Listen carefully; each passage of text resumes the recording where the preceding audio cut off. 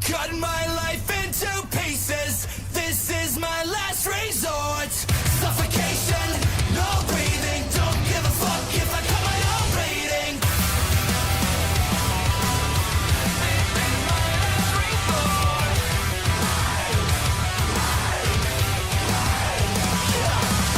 I cut my life into pieces. I've reached my last resort. Suffocation, no breathing. Don't give a fuck if I cut my arm bleeding. Do you even care if I die bleeding?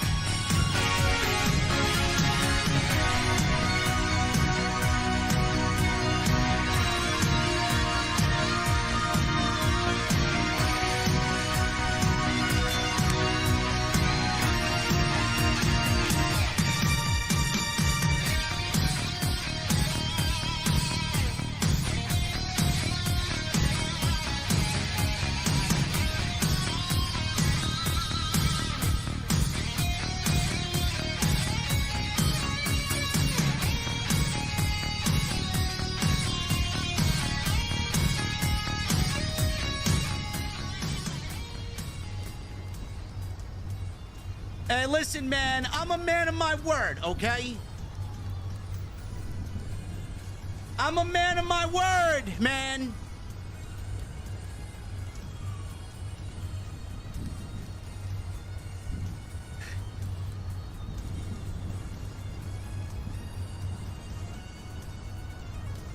I don't believe it, man. I don't believe what we saw tonight. I don't believe that it happened, honestly.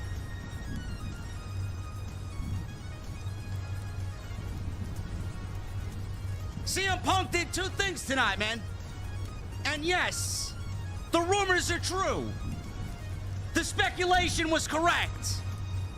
Triple H trolled us throughout the entire show and pulled a Johnny Gargano Tommaso Ciampa takeover classic on us. He actually did three things. One, Jesse's not watching WWE television anymore. Two, Ryback has now retired, like anybody gives a shit. And three, I'm doing my first review in what, 8 years? Without an Atlanta Braves hat on, man. I better see the fucking energy tonight. Ladies and gentlemen, we're going to the OTS venue. We're going right downstairs in my mother's basement. And tonight, let the games begin. When I get there, I got one question for you guys on this Saturday night. What the fuck are you guys drinking? I'll see you over there.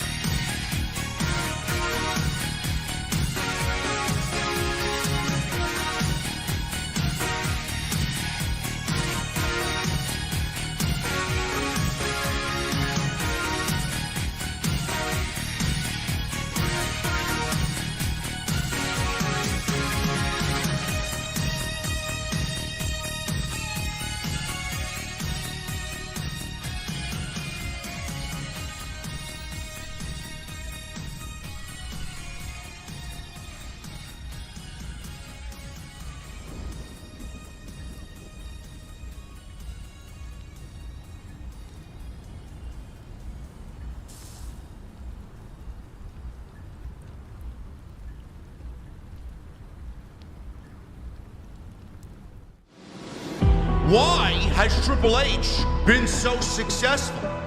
Why is Triple H running WWE better than Vince McMahon and Bruce Pritchard on Monday and Friday night? Long-term booking.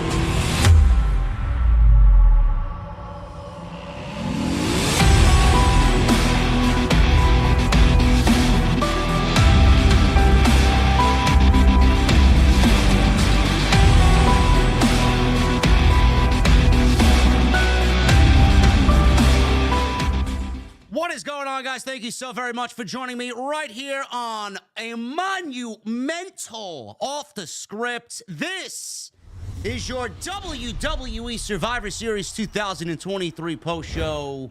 I'm JD from New York, as always, coming to you live from the OTS venue. Thank you guys so very much for joining me on your Saturday evenings, wherever you may be. It is November 25th, 2023, and I'm in shock, man. I really am in shock. I didn't really know what to expect tonight, honestly. I was going into it, and it was a little bit more of a beautiful thing for me because I wasn't really anticipating it happening, to be quite honest with you. I was going into it not really expecting much. I really had convinced myself that the Royal Rumble was, and a lot of my colleagues, that the Royal Rumble was probably the best place for CM Punk to show up if he was to make a return to WWE. And tonight, after that War Games match where Team Cody, with the help of Randy Orton, vanquished the Judgment Day, CM Punk, the unthinkable has happened. CM Punk, after all of the disgusting things that he said about WWE many years ago, to come out of retirement after 7 years and join AEW, only for Tony Khan to fire him because of a backstage incident. I know, it's unbelievable. After a backstage incident at All In Wembley with Jack Perry, fired, is now back in WWE, man. You know, a lot of people are going to hate this move. I don't hate the move. I don't know why you fans have to hate the move. I don't know why fans are going to... I guess let me rephrase that. I understand that fans are going to not like this move. CM Punk is going to be the one that has to live with his decision.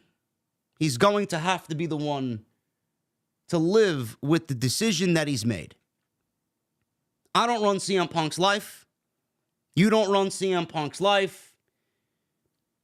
We can view from the outside looking in, and we can call him a hypocrite and this and that.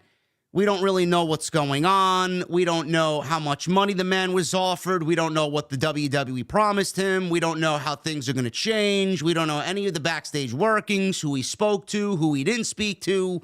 We don't know what the fucking WWE machine has planned for him going into WrestleMania season. I don't care. I don't care. If it happens, it happens. If it didn't happen, it didn't happen. That was the POV that I went into Survivor Series with. Now he's here. Now he's here. What are you going to do about it? Cry? WWE's Twitter page, the video that they put up with his entrance tonight, is already over 4 million views in a half an hour. You mean to tell me that CM Punk is not a draw? CM Punk is going to draw attention to everything that he does, no matter where he is, no matter who he's in the ring with, no matter what he is doing. He did it when he was away from pro wrestling. Monday Night Raw is going to be the most must-see Monday Night Raw maybe since the pipe bomb. Honestly. Since that day in Vegas where he cut the pipe bomb on John Cena, it's going to be the most must-see Monday Night Raw that we've seen since then. And I told you guys from the beginning, I made it a statement that, all right, I think Punk is going to be back. How I would do it is not in Chicago at Survivor Series. I would wait for the Royal Rumble. He doesn't really fit into the Survivor Series plans. Well, WWE worked around that. They gave you Orton. They teased Orton not being there. They even had a fucking plan of Randy Orton being taken out and putting CM Punk in the match. Only for Randy Orton to come out, do his shit, pop the crowd, baby faces go over, they go home, Cult of Personality hits, and the fucking building, I'm surprised, is still standing. 17,000 plus.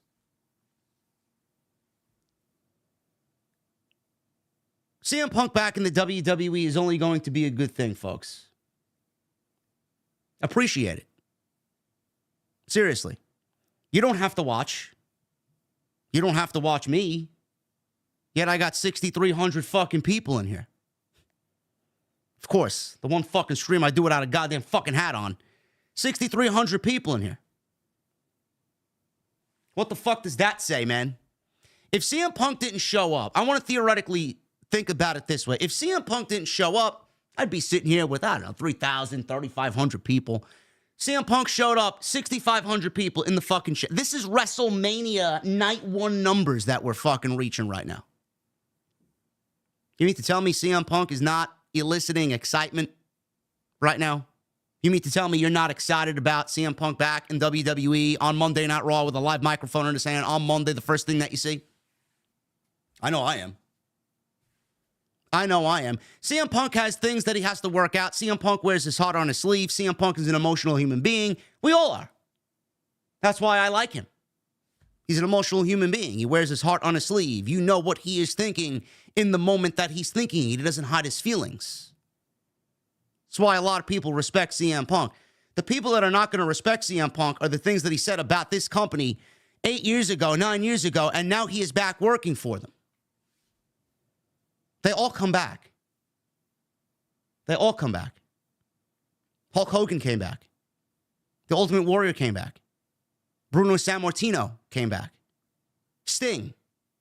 Sting was vehemently against stepping foot in the WWE because he was so loyal to everybody else that he worked for. And even Sting walked through the WWE doors and had a WrestleMania match. My phone is blowing up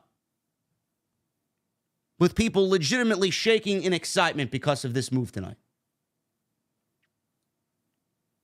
I don't care that CM Punk had problems. I don't care about what CM Punk said. I'm not sleeping next to April at night, though I wish many people wish they were.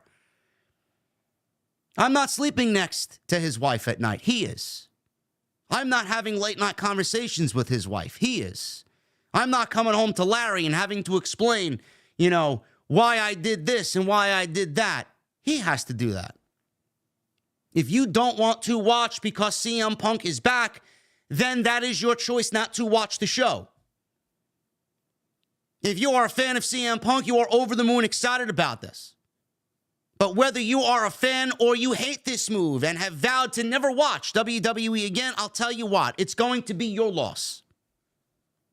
It is going to be your mistake. Because WWE brought this man back to fucking absolutely shake the system up. It's exactly what they did. Do you honestly think Triple H is a smart man? How many people I have to hear throughout my day, oh, Triple H is just as bad as Vince McMahon. Triple H gets what he needs to do from Vince. I'm not saying Vince was the worst ever. Vince grew old and Vince grew out of touch. Triple H is not old and he's not out of touch and he knows what the fucking fans want. He knew the fans wanted Punk and he delivered CM Punk. I don't know who Punk met with. I don't really give a shit who he met with. Did he meet with Nick Khan? Did he meet with Vince McMahon? Did he meet with Triple H? Did he meet with Ari Emanuel? Did he meet with all four of them? I don't fucking know. Who cares? Who cares how much money he's making? He showed up at the end of the show tonight, and now he will be on Monday Night Raw, and the world is going to be at the behest of WWE with their fucking eyes on their TV Monday. It's exactly what I wanted. I don't give a shit about his backstage problems. Do you want to know why?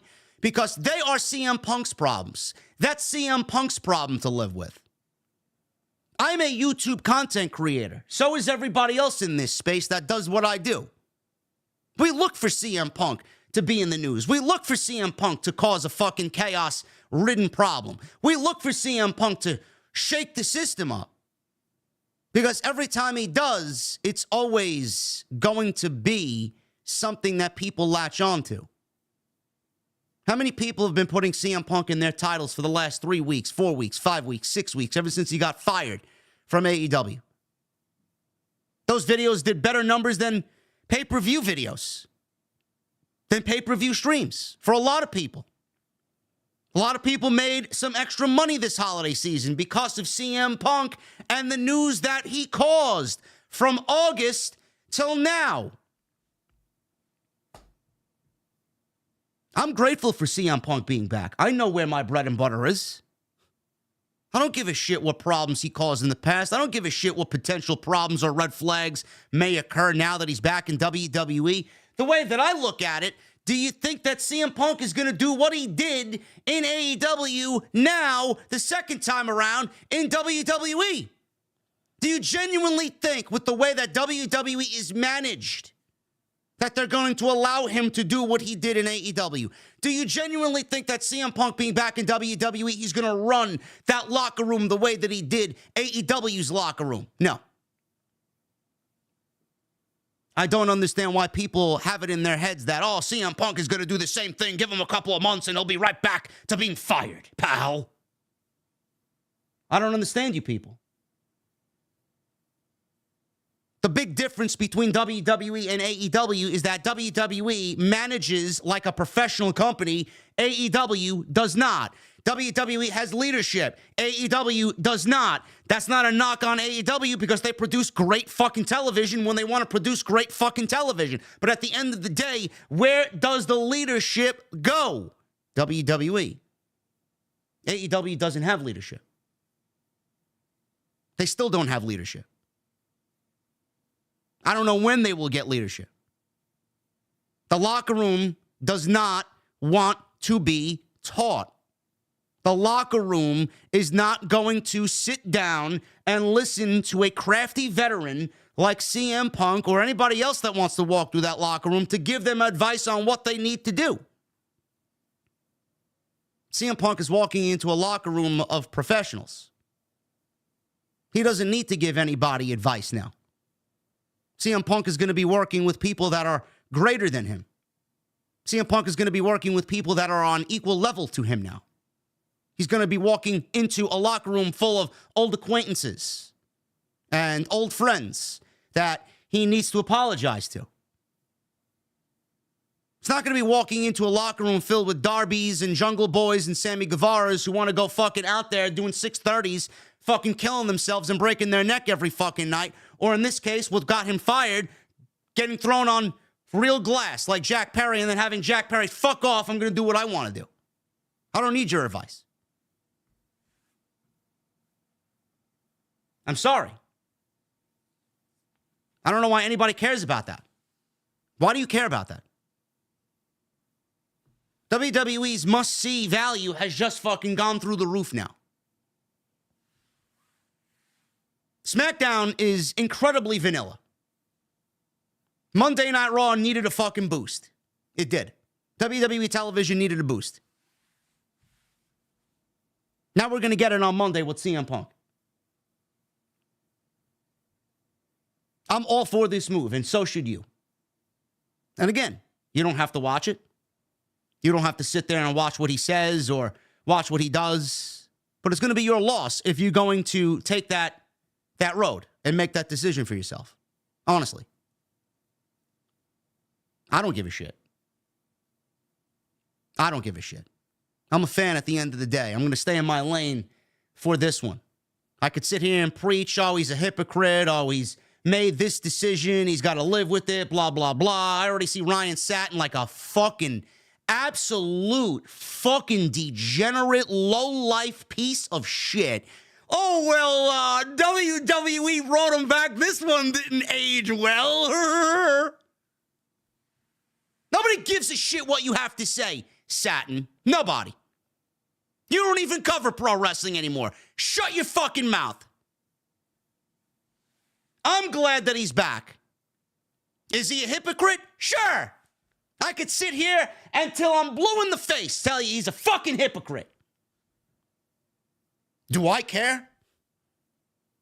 Is what JD from New York on YouTube is gonna fucking call CM Punk a hypocrite? Is that gonna change his mind on what he needs to do, what he's gonna have to do, and how much money he wants to make? Oh, JD don't like it. JD called me a hypocrite, man. Oh, the Solid Monster called me a hypocrite, man. Oh, Steven Larson called me a hypocrite. Who gives a shit?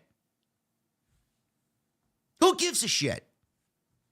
Sure, Is CM Punk a hypocrite? No fucking shit, Sherlock. Thanks, Columbo. How long did it take you to figure out that fucking case?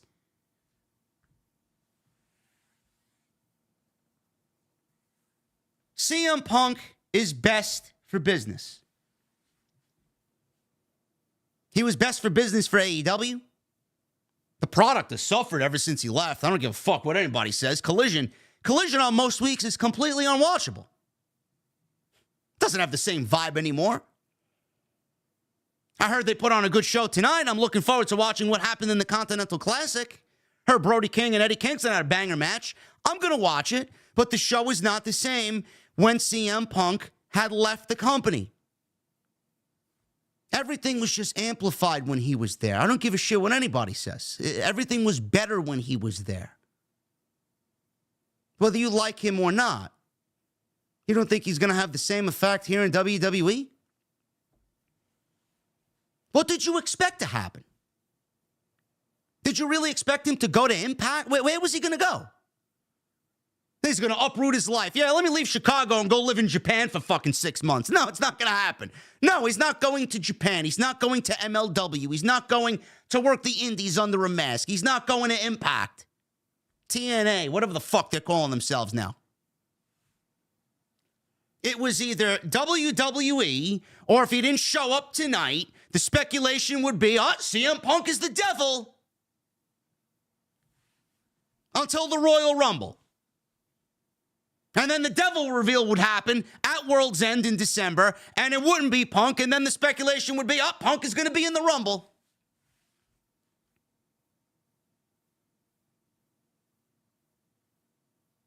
It's just best for business. I said it once, and I said it 1,000 fucking times. Do you not think about what Triple H is thinking ahead of everybody else? Seriously. Now, I didn't expect him to return so soon, but I'll tell you what, we'll get into in a second. Do you realize what this does now for WrestleMania? Do you realize what this does for WrestleMania season? Unbelievable. Triple H, as soon as CM Punk was fired from AEW, WWE, I knew that people were going to start coming up with theories and, he's on his way back. And Punk really wasn't shy about where he wanted to go, even when he was with AEW. Showed up behind WWE doors, showing up to Monday Night Raw while under AEW contract. He showed up at Monday Night Raw in December when they were in Chicago. He always wanted to be back there. He realized that the AEW thing was not going the way that he wanted. He eventually got fired. You don't think that Triple H, as soon as CM Punk was fired from AEW, didn't have visions of putting a microphone in this man's hand in 2023, bringing him back to the company after all these years, and giving this man a live microphone on his show to say whatever the fuck he wants? Triple H can do whatever he needs to do to show how WWE is superior to AEW. It is not difficult for him to do that. It's not. But what Triple H can't do is go out there and be visceral with his words. He can't do that. He's too professional. He's the face of the company. But you know who could do that? CM Punk can certainly do that within the boundaries and within the guidelines of WWE.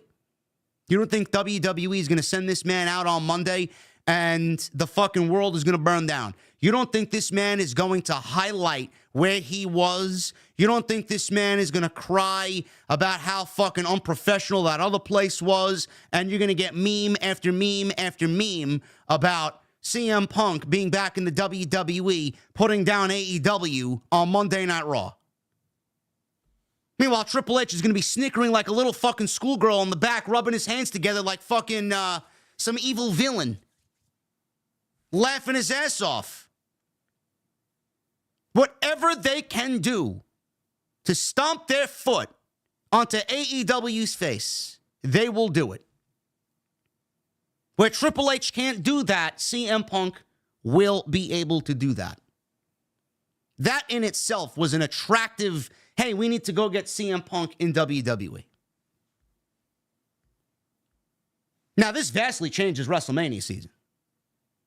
This vastly changes WrestleMania season.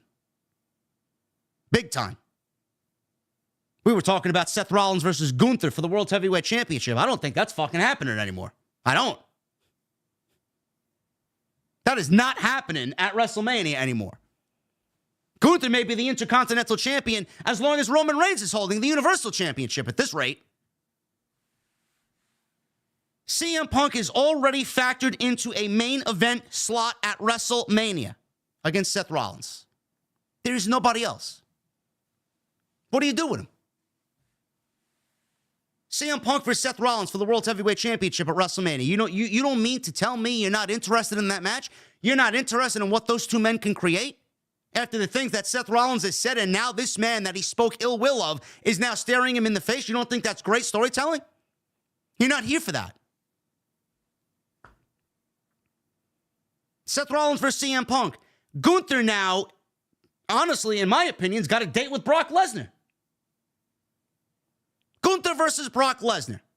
Brock Lesnar going after the Intercontinental Championship. Let's just keep adding on to Gunther in the Intercontinental title reign that he has. Brock Lesnar would be the gravest challenge. He's already stated that Lesnar is his final boss. What better way to solidify the greatest Intercontinental title reign than having Lesnar go after it and Gunther beats Lesnar? Roman Reigns versus Cody Rhodes. Rey Mysterio versus Santos Escobar.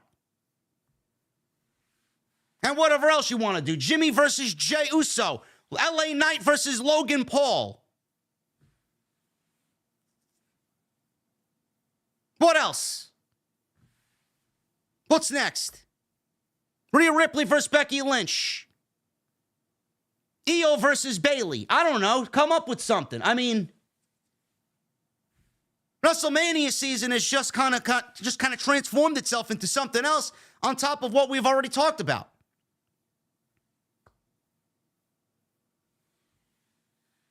I don't know why anybody's not for this move. I genuinely don't understand why anybody is not for this move. This is probably the best decision that they made. WWE is not going to let what AEW did with CM Punk. They're not. Again, I have to reiterate. Is CM Punk a hypocrite? Sure. But what business is it of yours to give a shit? I don't give a fuck. I'm here to make money. I'm here to be the best fucking live stream in the entire fucking wrestling space. And believe me, we got 8,200 fucking people in here. I didn't have this many people for WrestleMania. I didn't. And you don't want CM Punk back?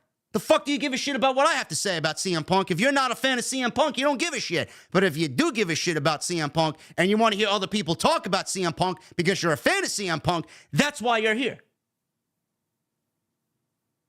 That's why you're here. Monday Night Raw became the most-see Monday Night Raw since the pipe bomb. Just like Collision, the debut episode, was must-see. Just like The First Dance was the most must-see AEW show in the history of AEW.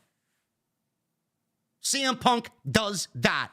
Nobody else can do that. What and who was doing that on current WWE television right now?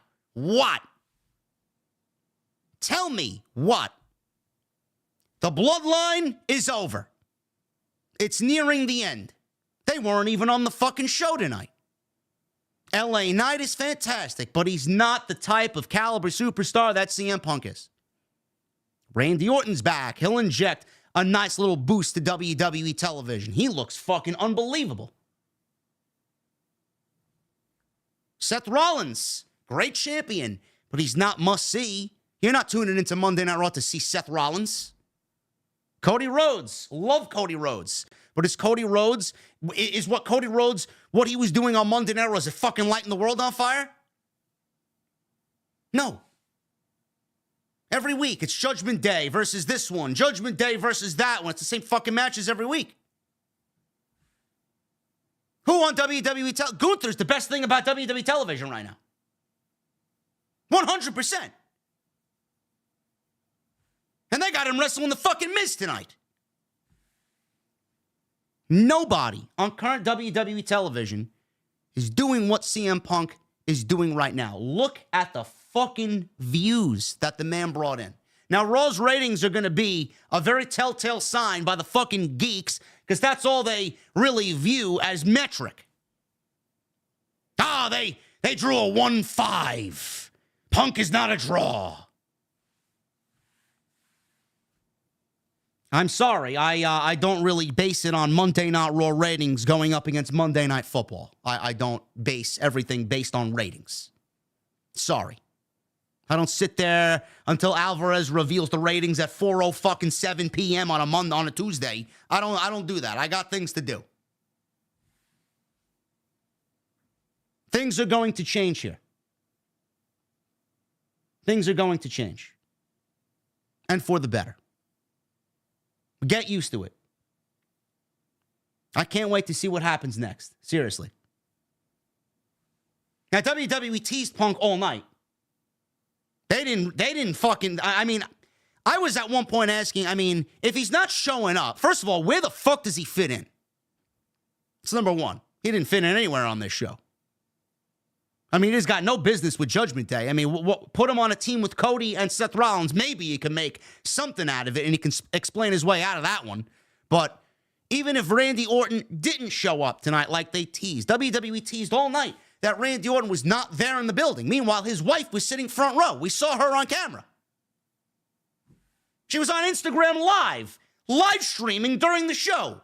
No, Randy Orton's wife is there. No, Randy's not going to be there. He flew his wife in for one big troll. No. Now, Randy Orton was there. I like the way that they introduced Randy Orton to the actual match. But at one point during the show, I was asking, why are you teasing him not being there and then potentially not deliver CM Punk in the main event? You were really, really very close to playing with fire, honestly.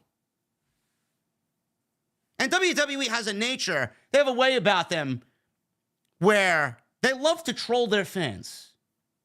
They love to troll their audience. WWE easily, they've done it before. They've gone all show and teased you and trolled you, and then nothing happens. I don't give them the benefit of the doubt, even with Triple H in charge.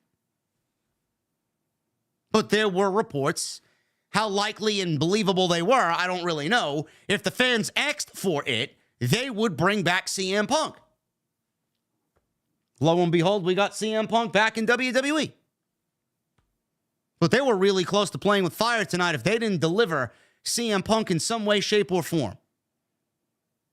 We got people teasing moves. We got Corey Graves highlighting things that CM Punk has said. People are dissecting Seth Rollins' promos to think, oh, CM Punk said that at one point. Whether or not that had anything to do with him coming back, I don't know. But CM Punk eventually did come out at the end of the show. Triple H threw up the trademark graphic. We were about to go off, and then you hear that fucking static hit at the end of the show, and you knew exactly what was going on. Telling you right now, my guy Keith has already texted me. I see it on my iPad. Rollins is going crazy. They showed a different angle. That's why Punk was smirking. Rollins versus Punk is your night one main event. Telling you right now. CM Punk is going to get his WrestleMania main event. WrestleMania has vastly changed. Whether or not he wins the Rumble or the Chamber, I don't know how we get there. But Punk, Rollins, Cody, Roman is your night one and night two WrestleMania 40 main event. Mark my words. WrestleMania 40 is going to be the absolute biggest WrestleMania card-wise ever in WWE history. That happens because of this move here tonight. I did not see Seth Rollins' reaction. I did not watch the scrum. I will go back and watch it tomorrow. I don't know what was said. I don't know what happened. I will watch it tomorrow. I got business to take care of here. Punk versus Orton. Punk versus Cody. Punk versus Rollins. Punk versus Gunther. I mean, I don't know what to tell you, man. I don't know what to tell you. Cody already is in WWE, and that stirred the pot big time for AEW superstars to come on over and say, hey, you know, it's all right over here. It's not the fucking dark ages anymore. Vince McMahon's not running around like a fucking madman anymore. Now, it took Cody a little bit to get acclimated, and they haven't done right with him creatively for the duration of his time back. He's great. But don't sit there and tell me that his feud with Lesnar was necessary or it was good. It wasn't. Cody's going to really show you what he's made of this WrestleMania season. That's when things are going to really start to get rolling. Jade Cargill already is here. She's already brewing in the Performance Center. I don't know what the fuck she's doing. I don't know what she's cooking up down there. But WWE is certainly taking their time with her. She may be a big factor in what happens at WrestleMania season. They want her on television as soon as they can. Now you got CM Punk back. The one guy that you thought was going to retire after his AEW run is back in WWE. You don't think with CM Punk back in WWE that is going to send a... Now, it may actually work the opposite way, to be quite honest with you, because those who didn't want to work with him in AEW see him in WWE and may not want to come over here. Who knows? It's going to work in very weird ways. Those who did not want to work with him may not show up over here. I don't really know. But again, going to go back to what I said. You don't expect what happened in AEW to happen in WWE, do you? Everybody's going to be quiet like a church mouse. They're going to be quiet and they're not going to get involved in anything. They can't. Professional, amateur, AEW, WWE. But it could work in the way that I was mentioning previously. CM Punk is here. This could mean, hey, come on over. If Punk is over there, Punk wouldn't go back if Vince was there, would he? How much of that weighed on his decision? If Vince was in charge completely, would Punk even entertain the idea? With Triple H in charge and management in charge, how has that changed CM Punk's mindset? I don't know. This could mean, hey, MJF, come on over. It's going to be a little bit. He's going to be with AEW for quite a while. But hey, come on over. We may get the continuation of MJF CM Punk in WWE. Triple H may have the pen for that one. Imagine that. It's going to be a very, very interesting Monday. It's going to be a very, very interesting WrestleMania season, man. It's going to be a very interesting 2024. I'm telling you, man. I'm telling you, Punk and Rollins. That's the way. They already booked their WrestleMania main event tonight. I don't give a shit what anybody says. It's unbelievable. Punk is back. I'm excited about it. Can't wait to see Monday. I can't wait for Monday. Like, I'm fucking excited like I was fucking all those years ago when he cut the pipe on. Can't wait. And you should feel the same thing. At the end of the day, we are fans. At the end of the day, we watch, they perform. Right? I could sit here and criticize, and I do, and I will. I will continue to do that every single stream I'm on here. But at the end of the day, I want to be entertained. At the end of the day, I want to sit here. I want content coming at me. I want fucking energy like I see here tonight on the live stream. How many weeks do we go on a Friday and it's fucking dull and it's boring and it's fucking the same shit every week? At least with CM Punk back, things are going to now change. There's going to be a little fucking shock to the system every Monday.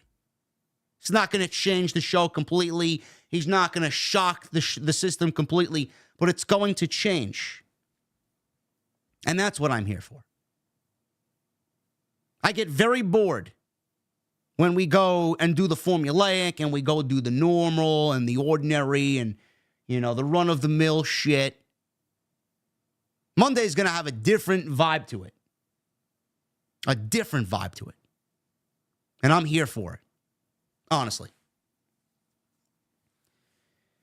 Now, obviously, that was the biggest thing that happened at Survivor Series tonight. The unthinkable CM Punk returned. The overall show was great. You could see why WWE did 5 matches tonight. War Games was the obvious highlight. The ladies opened, the men closed. I'm going to be genuinely honest with you.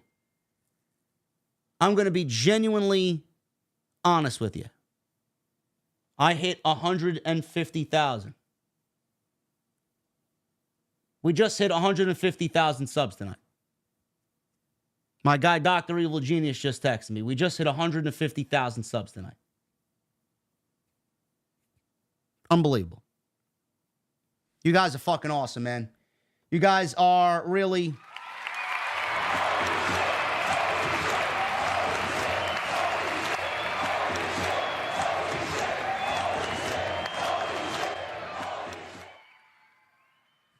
You could see why Triple H did 5 matches tonight. The ladies opened, the men closed. I'm going to say right now that the ladies had a better War Games match than the men. What? What? I thought JD was sexist. By the way, I'm changing the rule. Okay? You guys have seen me for about an hour now without a hat on. Okay? Because I feel naked without my... It's like my fucking weakness. Okay, give me a second. I think we had enough of the fucking bet, okay? You guys won. You got me an hour without a fucking hat on. There you go. The ladies had a better War Games match than the men. And I will get into why when we get into the review, okay? The ladies killed it. The ladies fucking killed it. The men, I honestly felt like the men was just waiting for Randy to come out. And then that was it, really. Randy came out and then the game truly picked up. And then before you know it, RKO, snap power slam, a DDT, and then the show was over. It's great to see Randy Orton back. I love Randy Orton. I mean, Randy Orton looked fucking unbelievable. Jacked to the gills. It's good to see him in good health, man. God, did that fucking show need him. Did Monday Night Raw need Randy Orton back? And Randy Orton is so unpredictable, you don't know where he's going to go. You don't know how he's going to act. It's the best thing about Randy Orton. He's so fucking unpredictable. What is he going to do to Jay? How's he going to, what type of role is he going to play? How is he going to behave on the road to WrestleMania with Cody Rhodes? Imagine that. Cody wins the world title and Randy fucking snaps on him. RKO. RKO to Cody Rhodes. Cody Rhodes versus Randy Orton at SummerSlam for the WWE Championship. That's the way I'm going. The ladies had a better War Games match than the men. The men, they did their job, but I think everybody at the end of the show was basically waiting for Randy, and most of us were tired of the War Games situation with the Judgment Day and Team Cody. We just wanted it to end. I've been saying for weeks, I wish War Games was a little different. Very, very absent from this show were Solo Sikoa, Jimmy Uso, and LA Knight. All of which could have absolutely fit into the War Games match if WWE wanted to do that. They could have certainly gave us that, but they didn't. We're going to go over the 2 War Games matches. Gunther and The Miz had a solid match. Miz, a lot of people were like, JD, is this the best Miz match? No. Nothing tops 2016 Intercontinental title Miz. Nothing. Absolutely nothing. That's the best Miz. Dolph Ziggler vs. Miz. Still, I go back and watch that shit to this day. 2016 SmackDown was fucking top tier shit. But he put on a very good match with Gunther. Is it something that we should see again? No. No. I think I'm done with The Miz and Gunther. But they had a solid match. And Gunther was tested again. Don't know why we're still testing Gunther, but Gunther was tested again. And he passed again, like he usually does. Then we had Zoe Stark and Rhea Ripley. Nobody really gave a shit. And then Santos Escobar versus Dragon Lee, which is a late change. What happened on SmackDown? Carlito was supposed to wrestle Santos. I think they made a good choice by changing that out and switching Carlito for Dragon Lee. We're going to get into all this shit tonight, ladies and gentlemen. We have 8,000 in the OTS venue tonight. Thank you guys very much for all of your support. It's unbelievable, man. We just hit 150,000 subscribers. We got 3,000 likes already on the stream.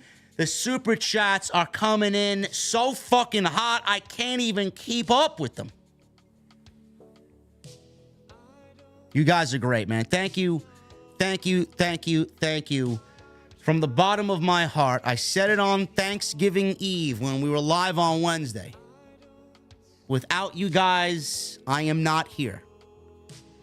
I am just a regular dude with a voice who loves pro wrestling, and somehow, some way, and I don't know why, even to this day, I don't understand why you come here to listen to me speak. I don't know. But I love you guys. Thank you from the bottom of my heart. Listen, I say it all the time, man. We're only beginning. This is only the beginning. Everybody that puts the show down, everybody that has a negative say about what we do here, this and that, all these things that people want to say about me, the numbers show that we do it better than anybody. Follow me on social media, man, at JDfromNY206. I'll be very quick with this. Twitter, Instagram, TikTok, Cameo. Hit that subscribe button down below. Turn on the bell for notifications. Make sure you guys go check out the other content on the channel. Plenty of it. Plenty of it. Tonight's show sponsored by my great friends over at Manscaped. Manscaped.com. Code SCRIPT20. Go get yourself some Manscaped products. I used some Manscaped this weekend. I feel very good about that. Feel very good about myself. I want you guys to feel good about yourself as well. Manscaped.com. Code SCRIPT20 at checkout. And free shipping. And super chats, I don't need to say anything, man. Get them on in. We're going to hang out at the end of the show. I love the energy tonight. We just hit 3,000 likes. We just hit 150,000 subscribers. You guys are fucking awesome, man. Thank you for all the support.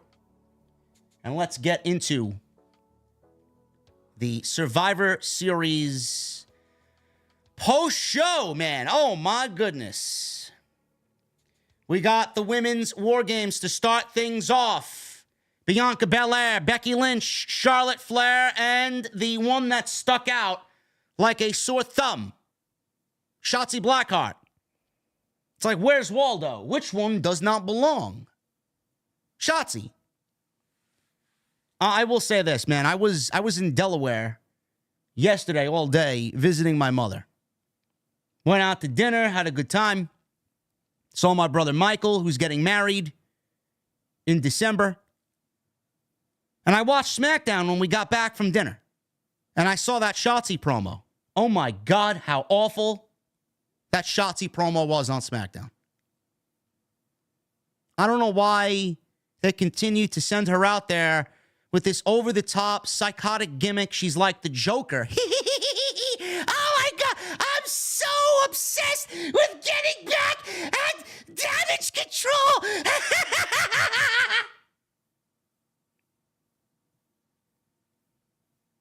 I don't know, man. I don't know. A little less. A little. Let's tone it down a little bit, right? Let's tone it down. Scale it back, right? Oh, but JD is sexist. Sure thing. Man, you guys are coming in big with the super chats, man. My God, man. Listen. Unbelievable. Cam G, I got to give everybody a round of applause, man. You guys are fucking awesome. All my big bombs.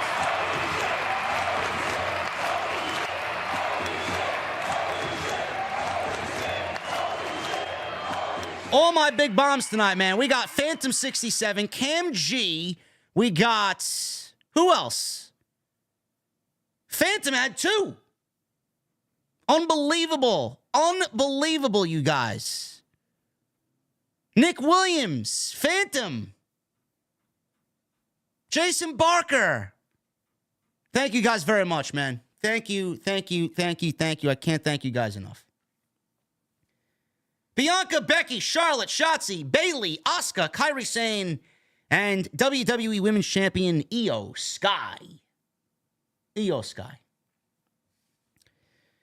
I thought this match, before I get into what happened, I thought this match tonight, until the bell rang and the War Games officially was started here, I thought this match was fucking boring. Now, I don't know how you guys felt. I mean, it was moving, but nothing really happened in there that would indicate that, oh my God, this is a War Games match. When that bell rang and the match officially got started, then we got the type of match that we needed. That shit was amped up fucking times 20. And I loved the end result. The last 10 minutes of this match were some of the best shit that happened all night. And the ladies fucking killed it. Damage Control comes out. They're wearing all Asuka masks. They got all these Japanese masks. They look great. Baby faces came out. They're out there. Everybody gets into their appropriate cage. So Bayley is in there. She starts. And Graves, there was a couple of mentions here. I don't know, man. I don't really know what's going on. There were a couple of mentions by Michael Cole and by Corey Graves about the 4 horsewomen. With CM Punk back in the WWE, where does this leave Mercedes? I know Bayley teased something on Instagram that she's always got a backup plan. Can you imagine Bayley and Sasha back together to challenge Damage Control? Can you imagine that? I don't know, man. I don't know what they're cooking up. But AEW might not be, at the end of the day, the new home for Mercedes Moné. We may end up getting the bank statement in WWE again, to be quite honest with you. So Bayley started this with Becky Lynch. Bayley suplexed Becky onto a metal plate between the 2 rings. Obviously, you got that little metal partition in the middle of the ring, separating both rings. And Bayley got the opportunity to slam Becky Lynch on top of that. Becky Lynch suplexed Bayley into the cage, went for an early disarmer. Dakota Kai showed up at ringside. Everything is legal. And she hit Becky Lynch with a kendo stick through the cage to break it up. So she handed the kendo stick to Bayley, who then used it on Becky Lynch. Crowd was chanting for tables, not only in this match, but all night. They all want the table. I don't know what it is with pro wrestling fans lately wanting fucking tables. We eat on tables. We have family discussions at the dinner table. Why do we need tables in every match? I don't really know. Shotzi entered, and the crowd went cold. Now, listen, I'm a little hard on Shotzi coming out of SmackDown, but Shotzi was solid tonight. I will give her that. Shotzi was very solid tonight. Shotzi ran down to the ring, and she looked under the ring immediately. She grabbed chairs, and she grabbed a trash can, and the crowd chanted, "We want tables." She didn't pull out a table, and then when she got in the ring without a table, the crowd booed Shotzi. Go figure. So she gets into the ring with all these goodies. Bayley tried to escape. Shotzi and Lynch brought her back down. She tried to escape over the top. Now, the rule is if you go over the top and you escape the cage via the top and you leave the cage, you forfeit War Games for your team. Bayley's not that stupid. She was never going to do that. So Io comes in next, And this is her 5th War Games match, which I did not know. Io is just a War Games veteran at this point. So that makes her the one person to have the most War Games matches in history. It's crazy. So the crowd cheered, and she looked under the ring when she came down. It's like, you know, the typical thing. Everybody's going to come down to the ring from their cage and look underneath the ring for a weapon to bring in there. She brought in a steel chain, not a table. Sky wiped everybody out with a springboard double drop kick. Sky and Bayley hit Lynch with a double suplex. Bianca comes in. She had run down to the ring. She didn't bring a weapon. Her braids were her weapon. Bayley and Sky tried to yank Belair off the top by her braids. She did a backflip and hit them with a double suplex. Nice little spot there for Bianca. Kairi comes in next, and the crowd again chanted, "We want tables." Kairi got a very lukewarm reaction here. I don't know if you guys heard different, maybe. I don't know, man. I'm starting to feel... Kairi's great.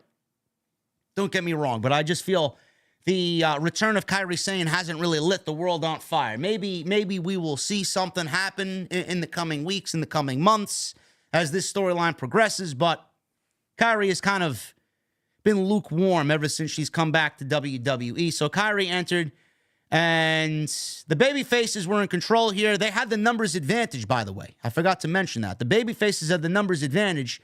They didn't have a match to get the advantage. They had a poll, a Ruffles potato chip poll, where the fans voted that Team Bianca gets the War Games advantage here over Damage Control. Normally, the heels get the War Games advantage. This time, it was the babyfaces. So, Charlotte, after all this, Kairi's in there. She is in there. The babyface at advantage. Sane was able to take them down one at a time. Damage Control buried Shotzi under some chairs. Io launched Sane into the air, and she hit an elbow drop on Shotzi. Belair press slammed Kairi Sane into her partners. Damage Control then took the match over by using the steel chairs until, like I said, Charlotte comes in. And she entered next, and she gets in there. She hands out a bunch of knife-edge chops. She also did not look underneath the ring. Charlotte slammed Io into the cage. Sky slid down and landed awkwardly on her back or her tailbone. Did not look good. Hopefully she's all right. Charlotte also hit Sane and Bayley with a double natural selection blockbuster off the top rope. Becky Lynch and Charlotte then at this point had a face-off, and it looked like they were going to throw fists. They ended up talking to each other. Damage Control used this as a distraction to attack both of them. Io went up top. This was one of the best spots of the entire night. Io went up top, and she's sitting up there and dropped one end of this steel chain down to the outside of the ring where Dakota Kai was standing. Dakota Kai tied the steel chain through one of the trash can handles. Io, like she went fishing, pulls up the trash can from the outside that Io hooked to the handle. She picks up the trash can on top of the cage. She stands up. She puts the trash can over her body and jumps. She can't see shit. She jumps off the top of the cage onto everybody down below and hit an absolutely picture-perfect cross-body splash as a human trash can. It looked fucking great. Io is not only the genius of the sky, she's fucking incredible. Crowd was rightfully chanting, holy shit, no shit. Asuka entered last. Asuka entered last with everyone down. Crowd cheered as she went underneath the ring and pulled out 2 kendo sticks. Crowd booed because it wasn't a table. Asuka did pull out a table next, and then they cheered. She also grabbed the fire extinguisher, which did come into play during this match. Damage Control chain linked Becky Lynch and Belair together, and all 14 members drop-kicked them simultaneously. As soon as Asuka got in there, having Asuka, Kairi, and Io operate as like the killer trio of assassins, they look fucking great, man. When Bayley gets kicked out of Damage Control, and I don't know if they're going to don the name of Damage Control or they're going to come up with a new name, but this new Damage Control led by Dakota Kai, who apparently is the interpreter for all 3 of these ladies. They're gonna look fantastic. They look fucking absolutely killer tonight. So that's one of the reasons why I actually enjoyed this match more than the men.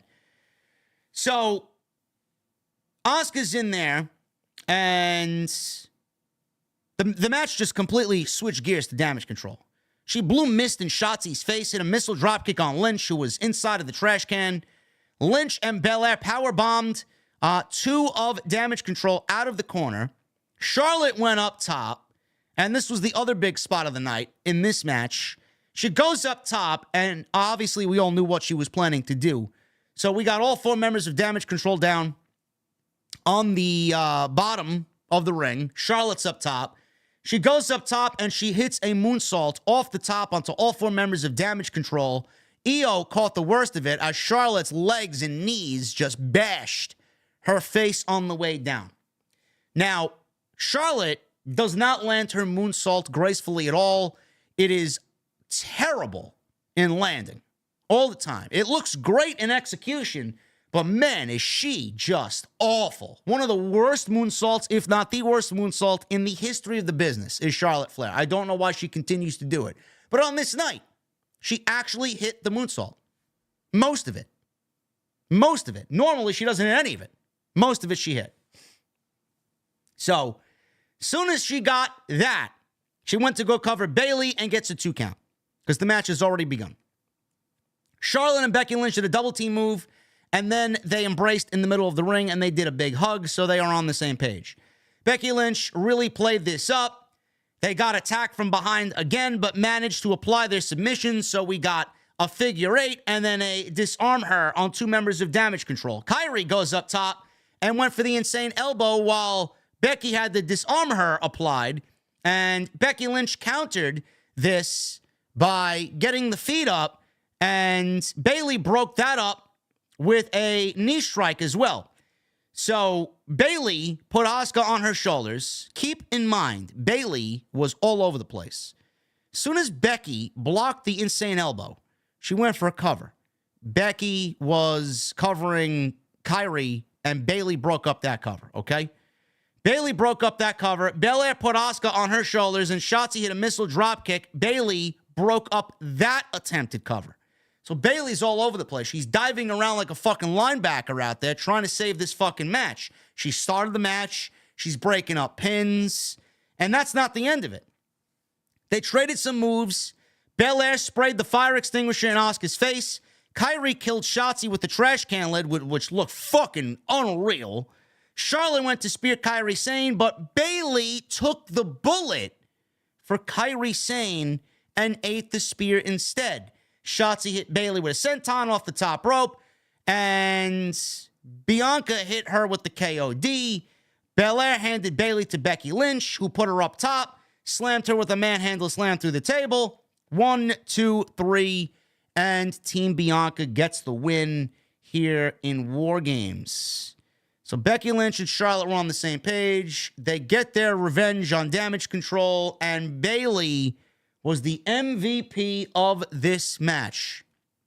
She started the match. She led Damage Control. She broke up those pins when they could have lost this match. Moments later, she was throwing herself around, breaking up covers, and she interjected Charlotte's spear to take the spear instead of Kairi. And then that's when all the baby faces start to do their finish. Shotzi with the senton, Bianca with the KOD, Becky with the manhandle slam through the table. Now the story is set that Bayley tried her hardest and will be blamed for the loss. And that is when the eventual Bayley removal from Damage Control is going to happen. Why did they do it this way? Because what Bayley did in this match is going to come back full circle. You will be reminded, you will be shown what Bayley did in this match for Damage Control. When they kick Bayley out, it is supposed to create sympathy for Bayley, who did everything she needed to do and was a leader that she needed to be for Damage Control.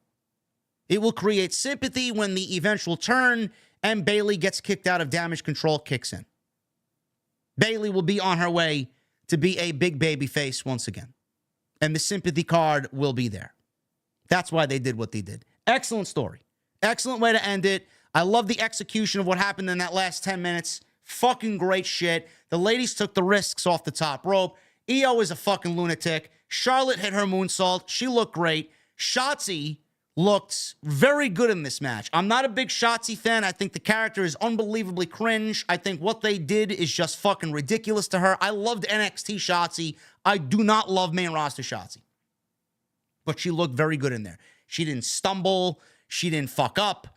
She had some big spots. She played her role. She did it well. And they won the match. Can't ask for anything more. Excellent, excellent stuff in that last 10 minutes. And like I said in the beginning, I thought the ladies had a better War Games match than the men. And I'm sticking to that. Team Bianca wins. And the next chapter for Damage Control is bye-bye Bayley. When, where, I don't know. But it's coming. Jey Uso. Jey Uso.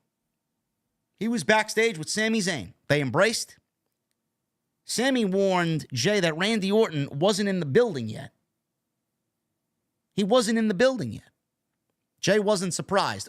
He's not here because of me. He doesn't want to team with me. I'm on the team. Randy doesn't want to be a part of this. He wondered why Orton would show up after what the Bloodline did with him. This obviously led to CM Punk chants because if Orton's not there and they tease Orton's not there, who do you think is going to take his spot? Kevin Owens? No. Sami Zayn said they would take care of this together no matter what happens. No matter what. The Miz. He went one-on-one with the Intercontinental Champion, Gunther. 592 days. That is the total amount of days if you add up Miz and his 8 Intercontinental title reigns. Gunther is going to surpass that in just 1 reign.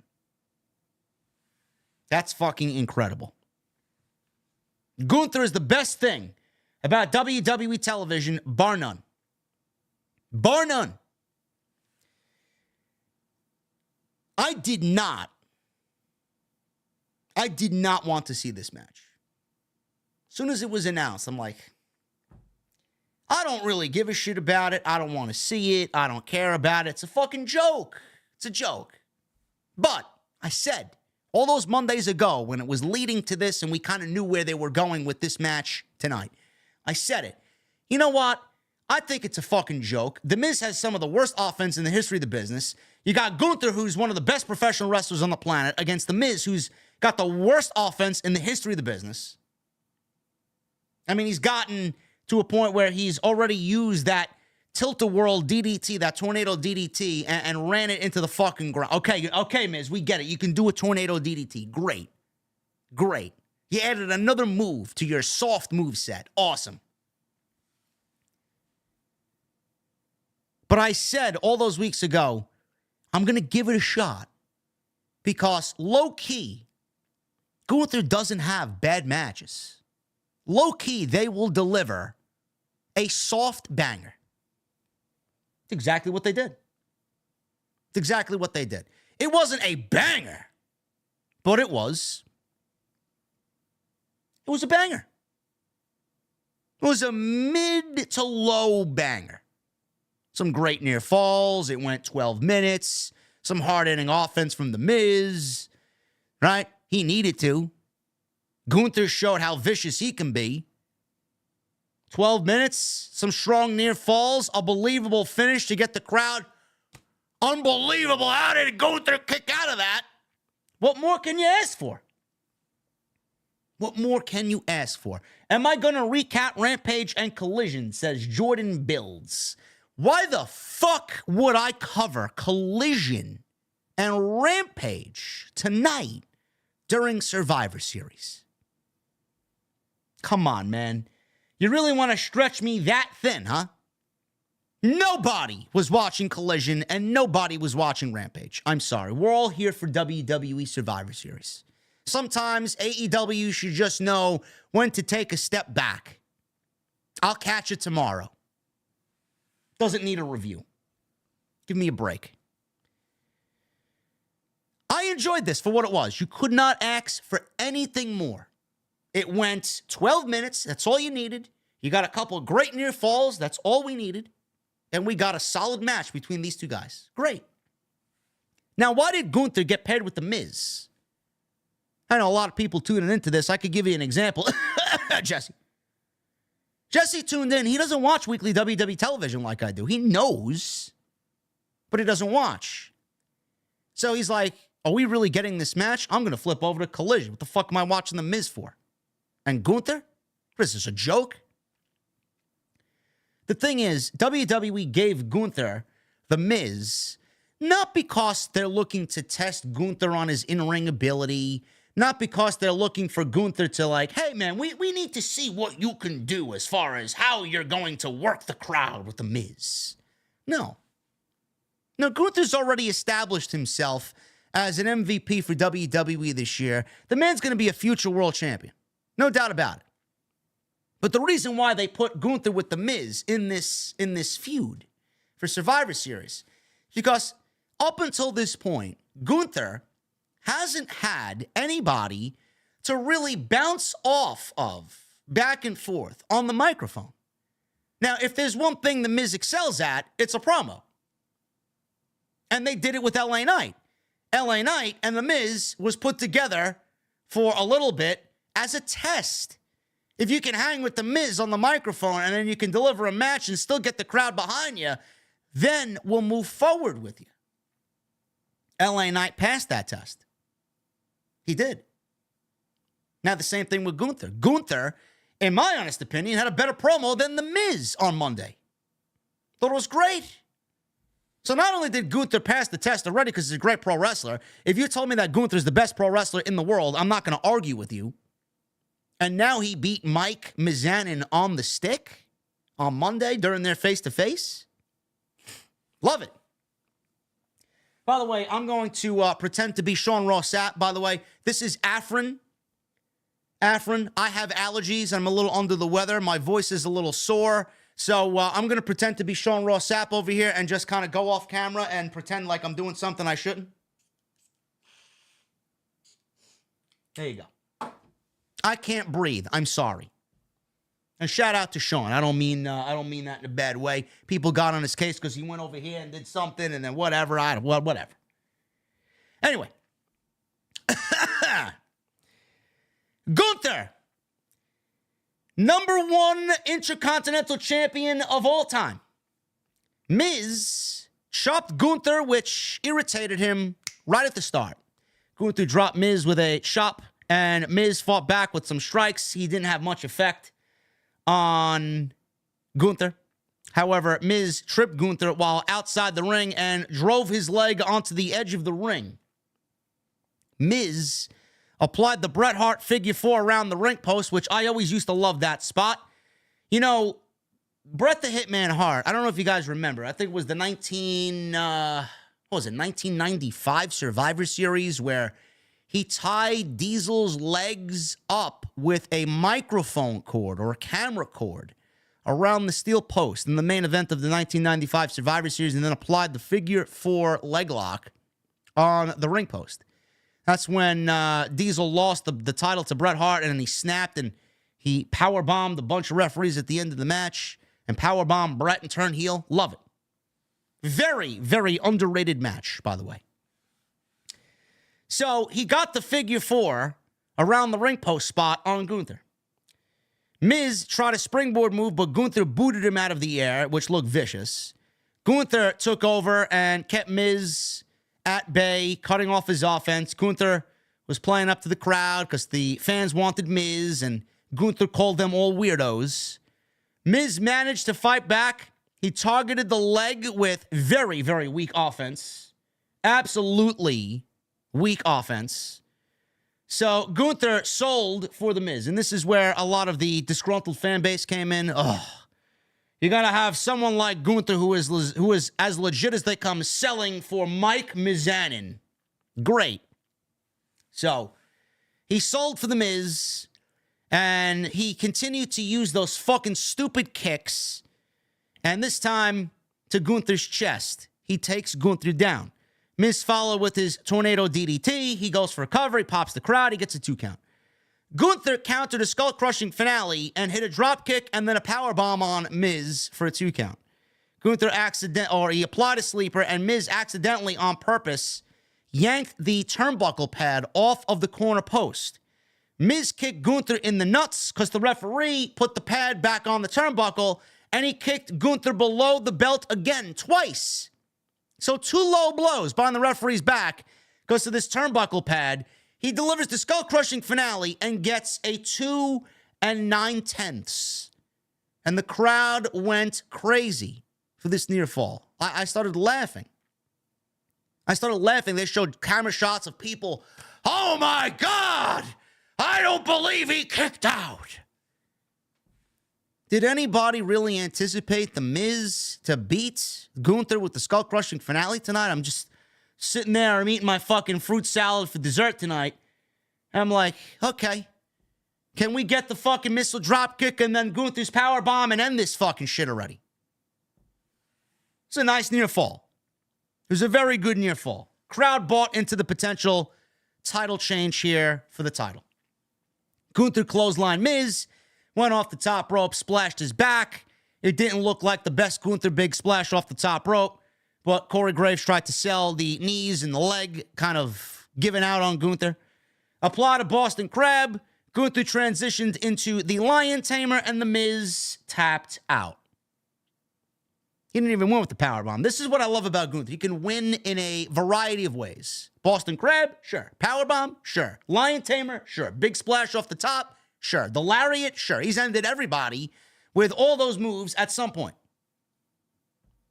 He retained the title, as he should. Come on. Gunther's never losing that championship. I'm telling you right now. You know, we all thought it was going to be Chad Gable. It could still be Chad Gable. Honestly.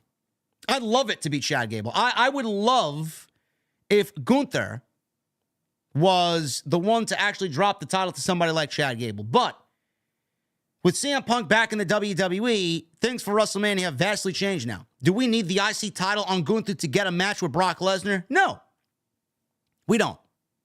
But I think it would set up a whole hell of a lot more intrigue for Gunther to lose the title to Brock Lesnar and then him having beat Brock Lesnar and just continue the fucking reign for half of fucking 2024. But I'd like to see him drop it to somebody. Have him break this Miz record, though. 592 days. We'll get there before the Royal Rumble. He could drop the title to Gable at the Royal Rumble. I don't know. It's going to be very interesting. Gunther is still the Intercontinental Champion, and he is the greatest Intercontinental Champion of all time. Michael Cole also did mention, I wrote this down, he did mention Jericho, as they did mention that Jericho is a former Intercontinental Champion, and kind of were comparing Gunther's reign to other great champions, and Jericho was mentioned here tonight by Michael Cole. Don't know if that really played into anything, but he was mentioned, and you know he is an AEW superstar. We got Judgment Day. They are in the back. Dominik Mysterio heard that Orton wouldn't be there. Finn Balor said that they were good either way. Either Orton wouldn't be there or he would show up and poison his team from the inside. Damian Priest left to go let Drew McIntyre know what was going on. Damian Priest is going to be another breakout guy in 2024. Those that are joining the stream late, welcome. Welcome. I did wear no hat for the first hour of the stream. You guys got to go back and watch. I lived up to my deal. I put the hat back on because between you and me, I feel naked if I'm not wearing my baseball cap. Seriously. It's one of those self-conscious things. It's like a, you know, you ever see a fucking adult carrying around or sleeping with a stuffed animal or a blanket as like some security fucking mechanism at night? That's me. It's like my security, my cap. If I don't have a baseball cap on, I just feel fucking naked. I don't attend events. I don't go to functions. I wear a hat everywhere I go. Seriously. I always find a way to incorporate a hat to match what I'm wearing. Always. Santos Escobar. Talk about breakout star in 2024, man. Oh, my goodness. Santos Escobar. Let me tell, quote me. 2024 is the year of Santos. No doubt about it.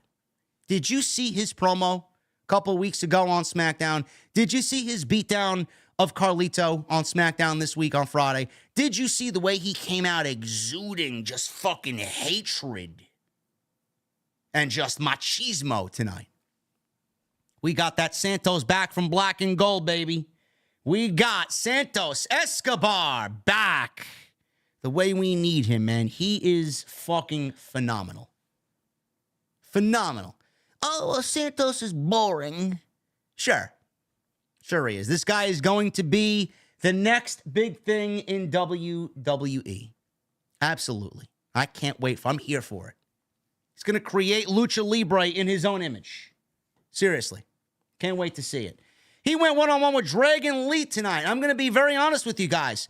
I felt like we were shortchanged tonight. I felt like we went to the ice cream parlor and we ordered ice cream and we ordered like 3 or 4 scoops and we got like a scoop and a half with no sprinkles. I feel like I went to the fucking bar and I ordered an ice cold beverage and they didn't fill my beer all the way up to the top. It was mostly all foam. What happened? You got an empty tap there, bro. I think you got to go change that. Seriously. Make sure it's the right temperature, too. The fuck is going on? I feel like I ordered an old-fashioned and I didn't get the bartender to round the rim with the peel of orange. I didn't get no Luxardo cherry in my old-fashioned. What happened? It's missing. Point I'm trying to make is I feel like we were shortchanged here. This match went 8 minutes. On what planet do you give 8 minutes to Santos Escobar and Dragon Lee? Now, granted, it could be a rematch. We could see somewhere down the line these two go at it again. But, man, oh, man, if you gave them another 10 minutes or so, not even 10 minutes, 5, 6, we would have been a lot better off for it. Felt like the match really never got into the next gear. I felt like there was, like, so much left in the tank. Like, why? What they did for the 8 minutes was great. But I'm going to need more. Seriously.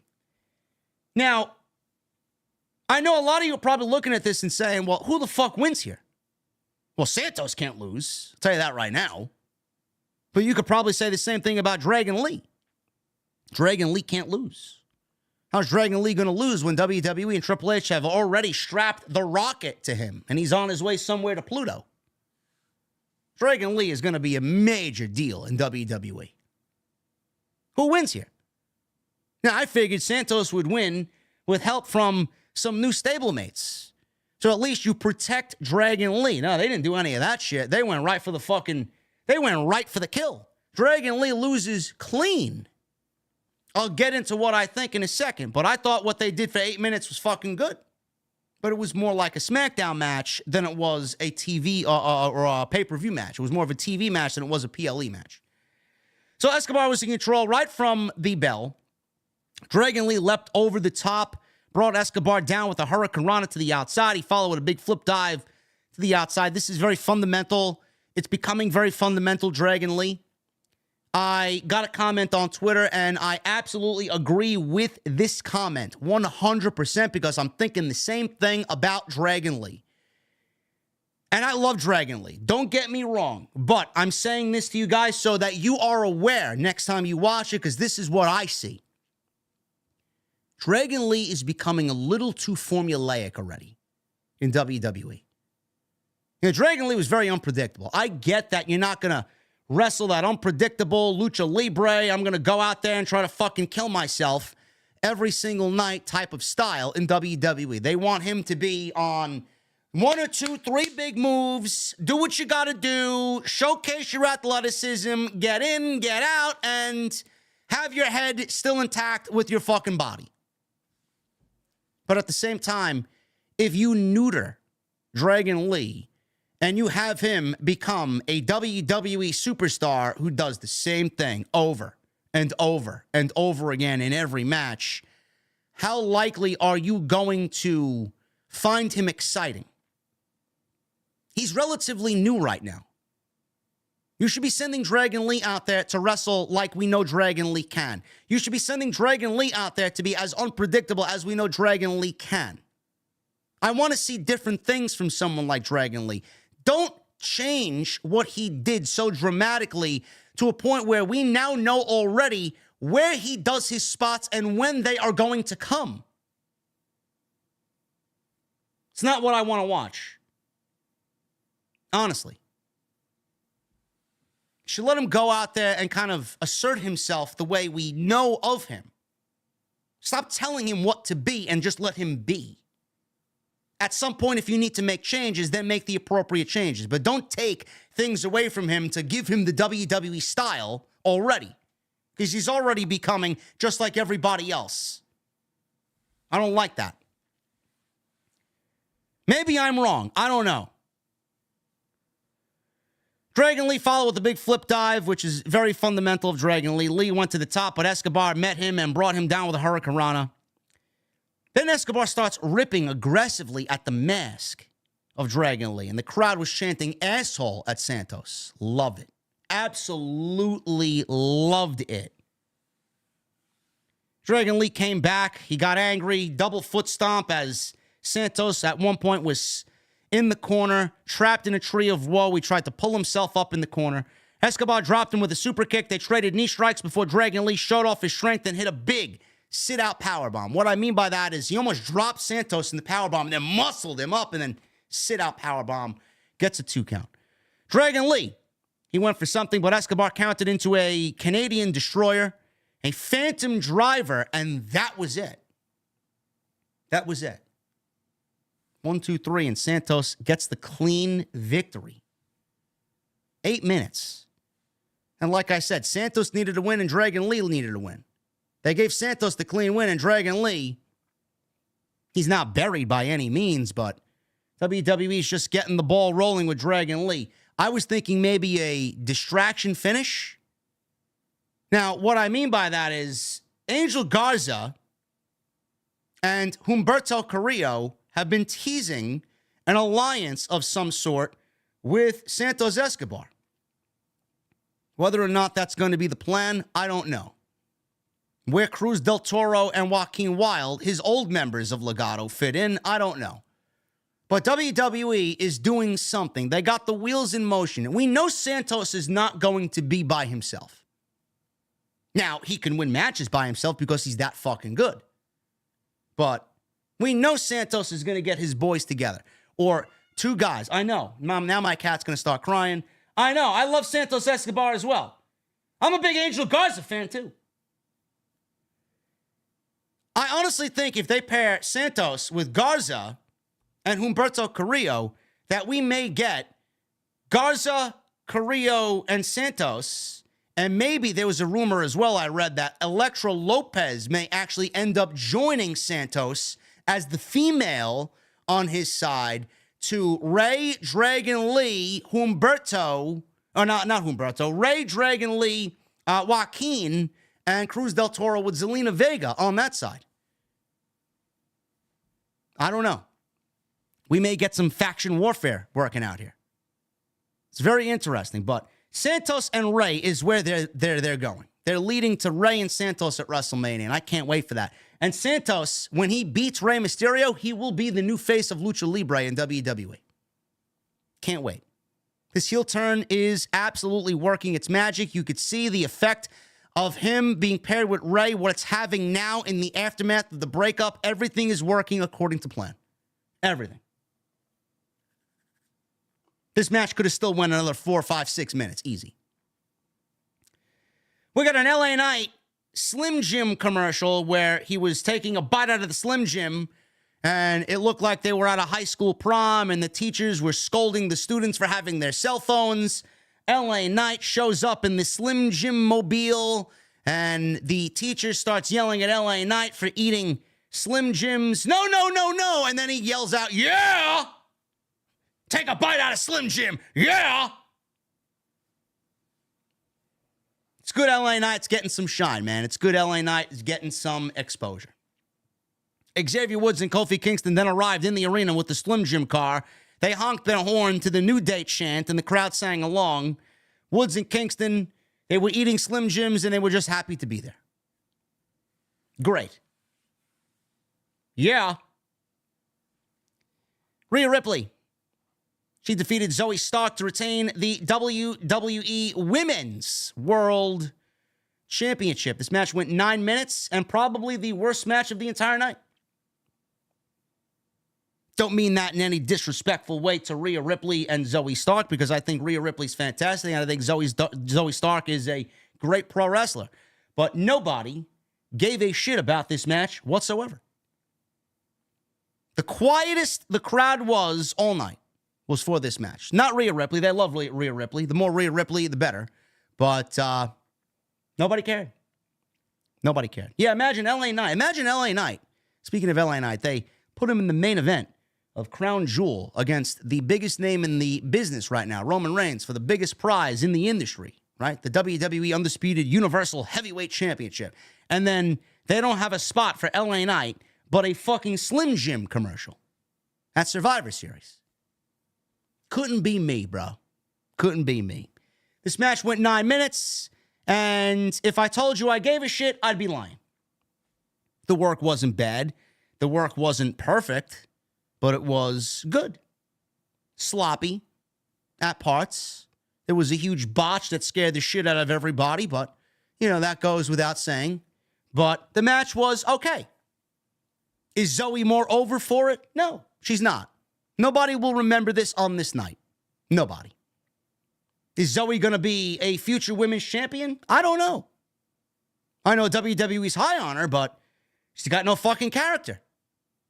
She's got nothing that the crowd is genuinely going to be interested in. She's a great pro wrestler, and that's it. Bad promo, great pro wrestler. How far do you think Zoe Stark is going to go? With the way Triple H is lining up this division, I don't know if Zoe Stark is ever going to get a chance at the Women's Championship again. So, Rhea Ripley dominated, and Zoe got some offense, but did anybody really care? No. There was a spot where it looked like Ripley was going to chokeslam Zoe off the top rope, and Zoe tried to land on her feet, but she didn't. So, crowd was kind of indifferent to this. That's where the botch took place. Ripley was on offense after that spot. Zoe then dared Ripley to hit her again with some big kicks and some big shots because Zoe is a badass. Ripley did, and Zoe countered the Riptide into a German suplex. Ripley countered the Z360, which is Zoe's finishing move, into a headbutt. She followed with the Riptide for the 1-2-3, and that was basically it. Crowd loves Rhea Ripley, but I think we're going to need to start putting her in matches and feuds that actually have fucking heat. Because it's not really doing her title reign that good at all, honestly. TV match here, and then the Santos and Dragon Lee was a TV match. I would even say Gunther and The Miz was a TV match. I know. I don't like the Miz either on TV. Never mind pay-per-view. I know.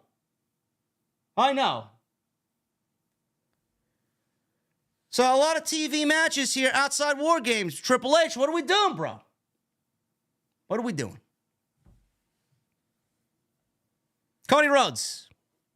He approached Seth Rollins, Jey Uso, and Sami Zayn in the back. They were annoyed that Orton wasn't there. Rhodes promised them that he would be there.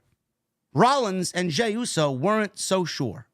Sami Zayn points at Cody Rhodes and says, I trust you to get the job done here for us tonight. So I trust that he's going to be here. Great. Yeah, we love Randy Orton too, don't we? I know you're going to fucking say something to me again, right? She had to wake up from her nap now during my stream. Normally, she's sleeping during my stream. Now she's awake, running around and walking around. I don't know what she wants. I'm almost done, okay? I'll lay with you after the stream is over. Main event time. Cody Rhodes, Randy Orton, Sami Zayn, Jey Uso, and Seth Rollins. Team Cody against Finn Balor, Damian Priest, Dominik Mysterio, J.D. McFlurry, and Drew McIntyre. This went 34 minutes. This was good. It was entertaining. But was this the best War Games match that we've ever seen? No. It wasn't even the best War Games match tonight. The ladies had a better War Games match than the men did. This was all Randy Orton, and that's when everything really picked up and really started to feel main event. But it was a good match. I was thoroughly entertained. I just didn't find this to be overly exciting as I expected it to be for a War Games match. Damian Priest and McIntyre stared at each other for a long time before the match. Balor started the match for his team because Balor is a beast. Rollins started for Team Cody. Orton did not come out. So we had 4 baby faces in the cage and 5 Judgment Day members in the Judgment Day corner. So the baby faces were down 1. Orton wasn't there, so they started without him. Some fans obviously chanted for CM Punk. Some fans booed at the CM Punk chants. So we got Cody and Balor to start, not Cody, Rollins and Balor to start things off. Balor did not expect Seth Rollins to start the match. He expected Cody to start, but we got Balor to start. Rollins had the advantage over Balor, and then we have JD McFish coming in second because the Judgment Day had the team advantage. So obviously with Balor and JD McHamburger, he was in there. They attacked Rollins with the kendo stick. So we got more chants for tables. And there were more CM Punk chants, which if you were watching on TV, WWE absolutely and blatantly, audibly lowered the volume on the CM Punk chants. They tried to drown out the CM Punk chants. They did not do that. But you still heard them. Jey Uso entered next. So we got Balor and JD McNugget in there against Jey Uso and Seth Rollins. So Jey Uso comes out. By the way, Jey Uso is my favorite entrance in all of WWE. Not only did we get Sami Zayn, they're singing his theme out there, and they got Cody. Whoa! And Rollins is, doing the whole whoa!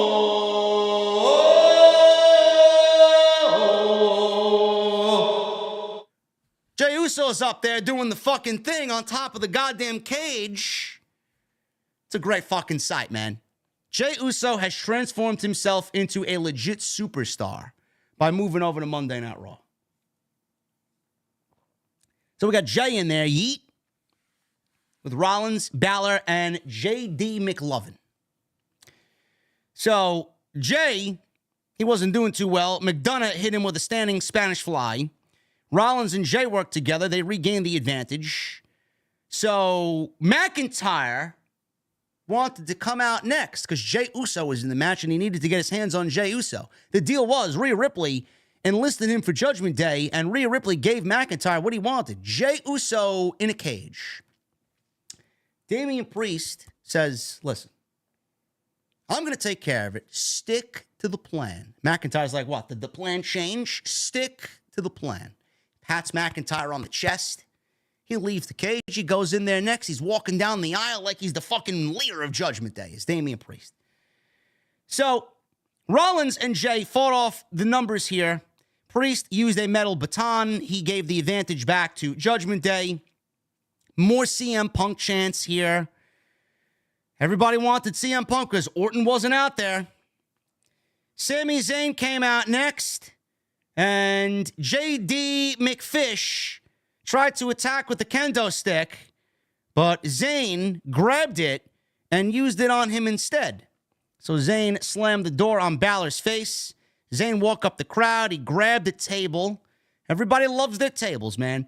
Crowd chanted, thank you, Sami. Thank you, Sami, for grabbing a table. Zayn grabbed a pipe. He climbed up to the cage and grabbed the steel pipe that was attached to the cage up top, and he used it as a weapon on Judgment Day down below.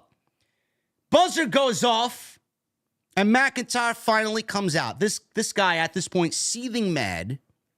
Couldn't wait to get in there. He suplexed Zayn. Overhead press. He threw Zayn across the ring. Rollins, he threw Rollins around. he turned his attention to Jay. He stands in one of the rings with Jey Uso like he's the fucking final boss, like the mafia boss. Await your fate, bro. You got Jay and McIntyre going at it. McIntyre's punching Jay, and Jay is punching McIntyre. We're getting the boo yeet from the crowd. Sounded great. So they go at it, and he stops Jay dead in his tracks with a neck breaker. Jay gets up. Zayn and Jay teamed up and gave McIntyre a 1D. There you go. Cody Rhodes came out next, and Michael Cole talked about Dusty Rhodes inventing war games way back in the day. Rhodes, this was his first war games match. Rhodes hit a few moves. He grabbed a bull rope. I don't know where he grabbed the bull rope from. It looked like it was hanging outside the ring. I don't know if it was in the ring already or if he grabbed it from underneath the ring before it came into the ring and threw it into the ring via the cage. I don't know, but there was a bull rope in there. Very, very reminiscent of what his father used to use. Rollins grabbed one end and Cody grabbed the other. There was a little stare down between these two because they don't like each other, and Cody was yelling at him, please, one night only. One night only is all I ask. So they used the bull rope, and they used it as a weapon. So Balor got the worst of the bull rope. He actually got the bell part of the bull rope smashed over his head. Dominik Mysterio, he's the last member of the Judgment Day to enter. He entered to a chorus of boos. Dom used some weak strikes in there. He suplexed Cody. He tried Three Amigos. He was surrounded by all the baby faces. And this was a throwback to Prison Dom, the prison days. He was basically beaten up by all four members of Team Cody here. And that looked very good. So they put the boots to him. They set up the table. They were going to put him through the table, but the rest of the Judgment Day came in to save him.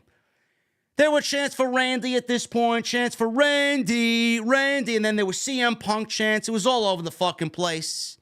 I was worried that if Randy didn't come out, what would happen? Is Punk going to be in there? And if Randy came out and then we didn't get CM Punk, are they going to boo Randy? Thank God, Randy, when he came out, he was perfectly okay because everybody loves Randy Orton. So the buzzer counts down, and Randy's supposed to come out. Judgment Day standing in the ring. They're waiting for Randy to come out. Nobody comes out. We hear Rhea Ripley's music hit. She runs down to the aisle, goes to the ringside with the Money in the Bank briefcase. Damian Priest is cashing in the Money in the Bank briefcase. I'm like, here we go. I like this. He took Rollins out. Rollins is incapacitated. He's about to cash in. The whole babyface team is incapacitated. Judgment Day standing tall. They're going to allow Priest to win the world title. Awesome. All of a sudden, before we even get the briefcase handed to Jessica Carr, the referee, Randy Orton's music hit. He comes out. He looks jacked to the gills. He looks fucking phenomenal. Crowd goes crazy. And Randy Orton is back in WWE after 18 months. So Randy Orton stops the cash-in. He gets into the cage. He clotheslines Dom. Snap power slam to Dominik Mysterio. He power slammed JD McRib. The crowd chanted for Orton. He gave Balor a draping DDT. Orton and McIntyre faced off because they have history. And their encounter was quickly cut off by Damian Priest, who attacked Orton from behind. So the babyfaces jump in. They save Orton, which led to a spot where all of the babyfaces hit draping DDTs consecutively with Randy Orton. Orton set up for an RKO. He was looking at Dominik. He was looking at JD McDonagh. Then he turned his attention to Jay. He's on the mat. He's slamming his fists on the mat as he usually does before he goes for the RKO. He slithers over to Jay and does the fists on the mat. He's about to RKO Jey Uso here. So Jey Uso gets up and he looks at Jay and he says, I remember what you did to me. So somebody was coming in from behind. I think it was Priest who was coming in to attack Randy Orton from behind. Jey Uso saves Randy Orton from a Damian Priest attack from behind by giving Priest a super kick. This led to the babyfaces hitting each other with their finishers. McFish was the last man up, and tried to escape the cage. So everybody's taken out. Priest is out, Balor's out, and Dominik is out. Goodbye. So Judgment Day is in there, and McDonagh's all by himself. So he tries to climb up to the cage, so Zayn and Rollins stop him. They drag him up to the top of the cage. They throw him off the top of the cage, and Orton planted him with a top of the cage RKO, which the crowd went absolutely ballistic for. It looked fucking phenomenal. It will be on replays and will be gift until the end of time. That's how fucking great it looked. So Orton shoved Priest into Rhodes, who hit a crossroads on Priest, and that was it. 1, 2, 3, the baby faces win. Orton, everybody wondered if Orton was going to really compete in War Games and if it was smart of him to compete in such a dangerous match upon coming back after 18 months with serious back surgeries. He didn't really do anything out of the ordinary. A couple of RKOs, a snap power slam, a DDT, and that was basically it. It was more of a momentum boost to help the team of Cody and friends beat the Judgment Day. That's exactly what it was. This match was okay, but it was mostly all Randy Orton, anticipating the return of Randy Orton and getting Randy Orton to shine to vanquish Judgment Day, and that's all it intended to be. That's it. They needed that equalizer. They've been going to war with Judgment Day for months, and it was just a stalemate. They needed that, hey, let's push this over the edge and get the victory here. What is it? It's Randy, and that's exactly what it was made out to be. He was the equalizer. He was the one that pushed them over the top to get the victory over Judgment Day, and hopefully this feud is over. Hopefully all of this is over. It's going to be very interesting on Monday.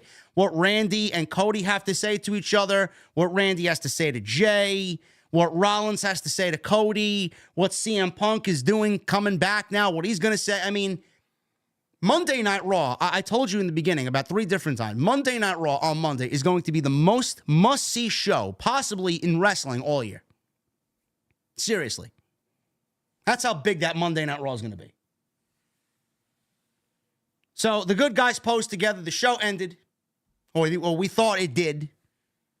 The fucking Survivor Series trademark logo showed up in the bottom right of the screen. I remember so vividly when Tommaso Ciampa and Johnny Gargano did this. It made them. This was a staple of Triple H on Black and Gold. When Johnny was ending a show and Ciampa used to come out fucking smashing with the crutch. You thought the show was over. Hey, Johnny wins. And Ciampa comes out and attacked Johnny Gargano. Oh, my God, what a heel turn. Mauro yelling at the top of his lungs. Mauro Ranallo. Love that man. That's what they did. CM Punk entered. Crowd went crazy. He looked great. They didn't really show anybody else. CM Punk made his entrance. He did his thing. It's clobbering time. He didn't jump into the fans. Chicago was chanting CM Punk. They yelled, it's clobbering time, and that's all you got. What a fucking tease for Monday. The man is back. The man is back. WWE's Twitter account. This is now up to 8.5 million views on WWE's Twitter account. The reaction to his entrance, 162,000 likes, 8.5 million views on Twitter. Unbelievable. You guys want my thoughts on CM Punk? I gave you my thoughts on CM Punk in the first 40 minutes of this show. Is CM Punk a hypocrite? Sure. Do fans still love CM Punk? Absolutely. I love CM Punk. I'm glad CM Punk is back. I wanted him back in WWE. I was wondering if it was going to happen here or at the Royal Rumble. I convinced myself and others that have sat with me on this channel have discussed this same thing, agreeing that it's probably best for the Royal Rumble. The WWE trotted him out there tonight. They got him. Why not? What a way to go into Monday. Is he a hypocrite? Sure. Should you care he's a hypocrite? No. If you don't want to watch WWE television because of CM Punk, then don't watch WWE television. If you don't like me because of what I do and how I am or how people perceive me and all the bullshit narratives that are spewed online, then don't watch me. At the end of the day, it's going to be your loss because CM Punk is going to give you an entertaining show because I'm going to give you an entertaining show that's intelligent and someone who knows what he's talking about. CM Punk is going to bring absolute great value to the company, and I can't wait to see what he does next. I don't give a shit what his colored past says. I don't give a shit what he did in AEW. I don't give a shit about any of that. I can talk about it. I can give you my opinion, but CM Punk is not going to hinder his decisions based on what pro wrestling podcasters in the wrestling space have to say. He's going to do what's best for him and his family and his bank account. He clearly loves pro wrestling if he wants to remain in pro wrestling after the fucking nightmare that he went through in AEW. He's not innocent. He's made his mistakes. Was he unprofessional? Sure. But he was unprofessional in an unprofessional and mismanaged environment. He thought he could be the beacon of change. He should have been. The beacon of change can't change anything unless management is in place, which it wasn't in AEW. Management is certainly in place, and Triple H will not allow any of that to happen, and the locker room will not allow any of it to happen. Is most of the locker room happy he's back here? No. No, they're not. I would be a very rich man betting on that to be the case. But are they going to do business? Yes. Because WWE is a professional business. Will this deter people from joining WWE that were interested to come over from AEW? Sure. That's a possibility. Is this going to let people see that WWE is truly changed? Is it going to enhance people coming over more so now? Sure. It's going to work in both ways. But at the end of the day, we are fans. I'm excited for this. I'm excited for it because I need change on television. We were getting way too comfortable with what WWE was, and some of the stories are there, but it's not overly exciting. CM Punk is going to bring that change to the company. It's going to make everything a little bit more interesting. And I can't wait to see what happens on Monday night. Guys, this was a groundbreaking, monumental live stream tonight for me personally. You made this the absolute best stream that we've ever done in the history of this show. Ever. You guys are unbelievable. Not only did we hit 150,000 subscribers tonight, which I didn't really expect to, we broke the all-time view record for a live stream. We had 8,900 in here. Someone correct me. 89, 9,000, somewhere around there. We had more than any night of WrestleMania this year.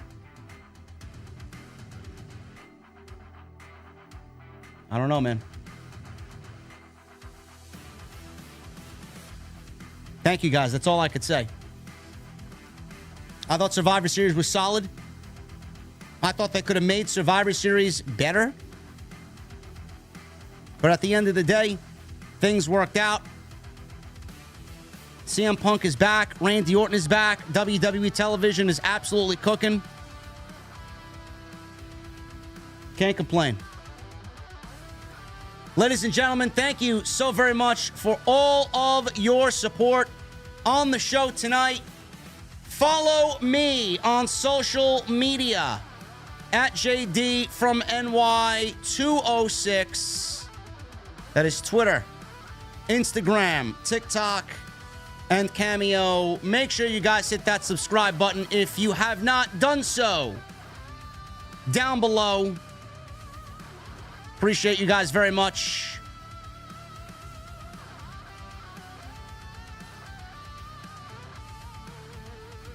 Continue to hit that thumbs up. Get those super chats in. And go check out all the other content on the channel. There's plenty of it. Tonight's great show is sponsored by my great friends over at Manscaped. Gentlemen, are you tired of dealing with relentless stubble situation? Do you dream of having that fresh, clean, shaven look but cringe at the thought of battling the daily grind of a wet shave? I got the solution for you guys. Manscaped is bringing you the ultimate solution and making a statement in the beard game with the all-new Handyman Electric Face Shaver. I own it, and I own that along with their Beard Hedger Pro Kit, and I absolutely love these two products. Join the 9 million men worldwide who've entrusted their grooming to Manscaped with this exclusive offer. Manscaped.com, code SCRIPT20 at checkout. 20% off and free shipping on all Manscaped products. The Handyman has skin-safe technology. Those pesky nicks and cuts, you're not going to have to worry about them anymore. The Beard Hedger, 20 hair-cutting lengths, all in one guard, so no more messy drawers full of add-ons. It's the best shaver that I've ever used, that Beard Hedger. Love it. Can't go wrong with any of these options, gentlemen, at all. Manscaped has your grooming game locked and loaded. Manscaped.com, code SCRIPT20, 20% off, free shipping. Christmas is coming up. Makes a great gift for the holidays, for that special man in your life. Hit the refresh button with Manscaped and their new Handyman. Eric Newton with 23 months in the OTS venue.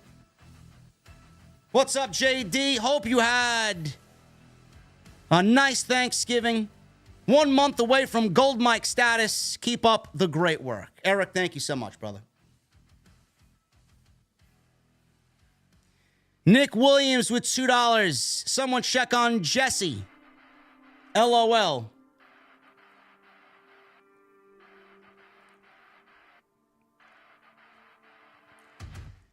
I'm sure Jesse's going to tune into Monday night.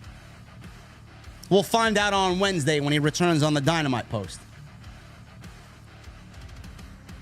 Moretz with a 17 months in the OTS venue. Moretz, Eric, what the fuck are you guys drinking tonight, man? Thank you, guys. Golden Boy with a $5 super chat. So, you have Orton return, which is amazing, then overshadow it by CM Punk's return. That's Randy's moment. Punk already needs that spotlight. LOL. Randy's spotlight was winning the match and that RKO spot. Punk came back to give you a great taste of what's to come and a great cliffhanger. I love it. CM Punk did not take away from anything that happened in the match. The bell had rung and the match was over.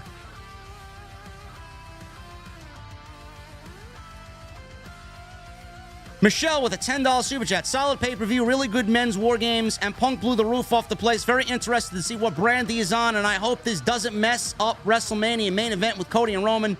Triple H did good for WWE. CM Punk and Seth Rollins will be your main event for night one of WrestleMania. Peter Gaymore with a $2 super chat. End of the CM Punk rumors. Thank the Lord. Man, it looks like it's going to be a busy, busy Sunday tomorrow. Whatever news I have on Punk, man, you guys will get in an extra tomorrow. Easy with a 10 months. Thank you, Easy. What the fuck are you drinking, Easy, for 10 months? I had zero reaction to CM Punk showing up in WWE. I guess he asked Daddy Vince for forgiveness. Besides that, the PLE was decent. Love the Viper is back. Listen, you guys are going to have that type of reaction, man. I know a lot of people were upset when Cody left AEW. A lot of people were upset when Cody left AEW. Devoted with 16 months. CM Punk and Orton. Wow, that was incredible. OTS for life. Absolutely. Joey Clemenza with a 5. CM Punk officially retired Ryback. That alone makes this a 10 out of 10 show. Ryback is finished. Lakefront Studios with a $9.99. The unconcerned look on Kairi's face when Bayley got pinned says it all. Bayley is most definitely getting the Edge Farouk treatment on SmackDown, and I can't wait for it. I wonder if Bayley's going to have backup. Bayley is going to need some backup. I wonder who that's going to be. Rudy V with 4 months. Thank you, Rudy. CM Punk and Randy are back. Wonder what direction they go storyline-wise. Are they going to all be on Raw? Stacked roster while SmackDown is ice cold. End the brand split. That's all you got to do.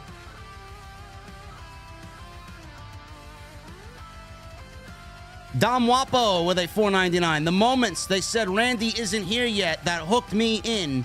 What a show. 10 out of 10 for me. Best year in wrestling, period. Love you, JD, and love the OTS family. Thank you, brother. Frag Dude 44 with 16 months. What an amazing 16 months. OTS. Thank you, Frag Dude. It's unbelievable, brother. What a year we've had. BC Driver with a new membership. BC Driver, what the fuck are you drinking, my friend?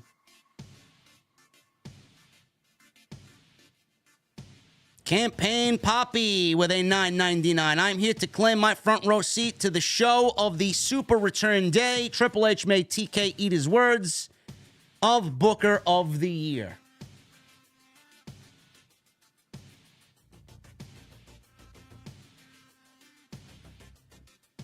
Calazios with a $2 super chat. This is definitely CM Punk's last resort. There's a reason why I started the stream off with that song, man. Glad you caught on.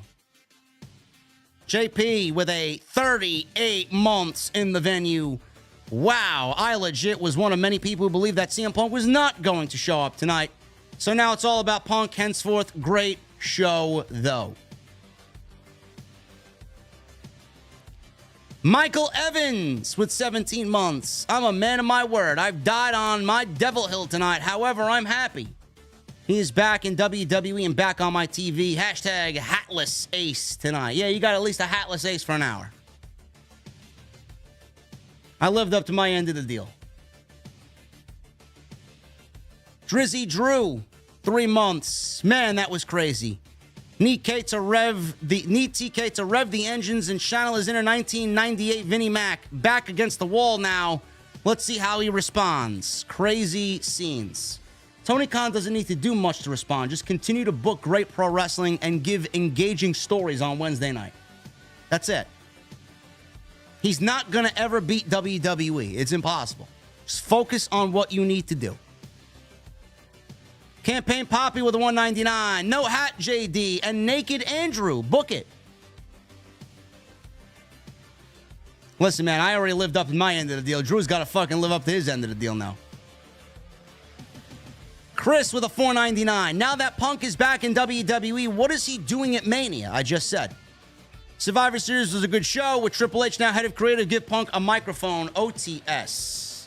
Punk and Rollins. WrestleMania Night 1 main event.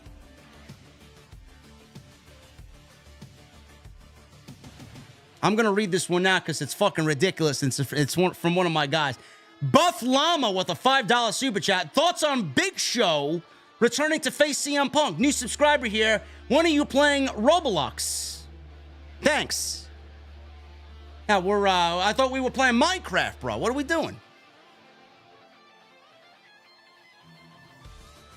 Love my guy, Buff Llama. #1 Big Show fan in all the land is Buff Llama.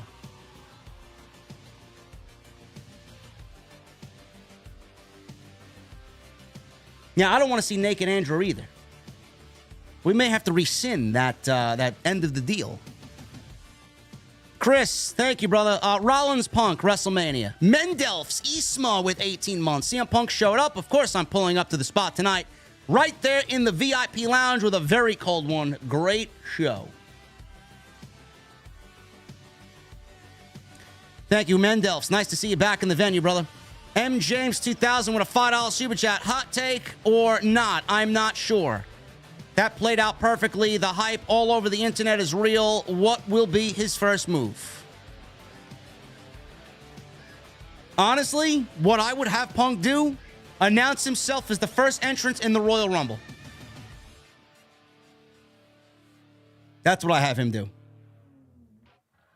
Jason Barker with a $100 super chat. What's up, JD? My heart rate is through the roof. Punk and Randy Orton on the same day.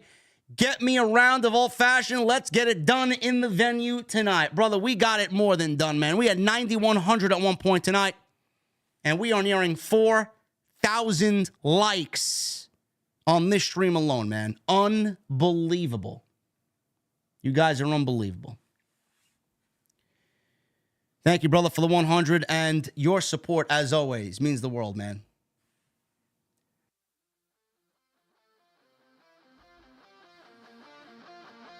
Campaign Poppy with a 199. JD, ha ha ha, love the hair, man. Don't be ashamed. Thank you, Campaign Poppy. Juan Castle with a 199. JD, bro, have to rock that dome. CM Punk. Thank you. Juan Castle with a 199. Phil with 12 months. A whole year of watching my tribal chief, JD, and hanging with my OTS family. I'm glad I was able to enjoy Punk's return with you guys tonight. Let's fucking go. Thank you, Phil. Triple M with 4 months. JD with no hat on. Punk is back. This is a legendary night. Nobody does it better. Hashtag OTS is always on top. You better fucking believe it, Triple M.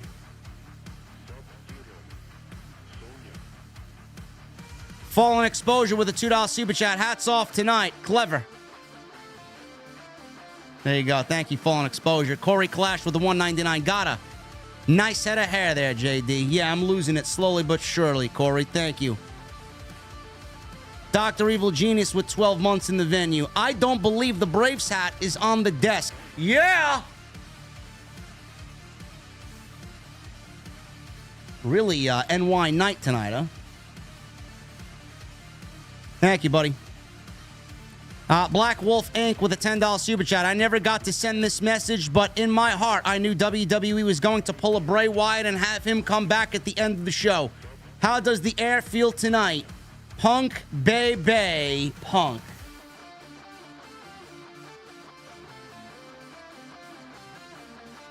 Thank you, Black Wolf. Germ Westbrook with the 199. Jesse went to Dynamite over Survivor Series.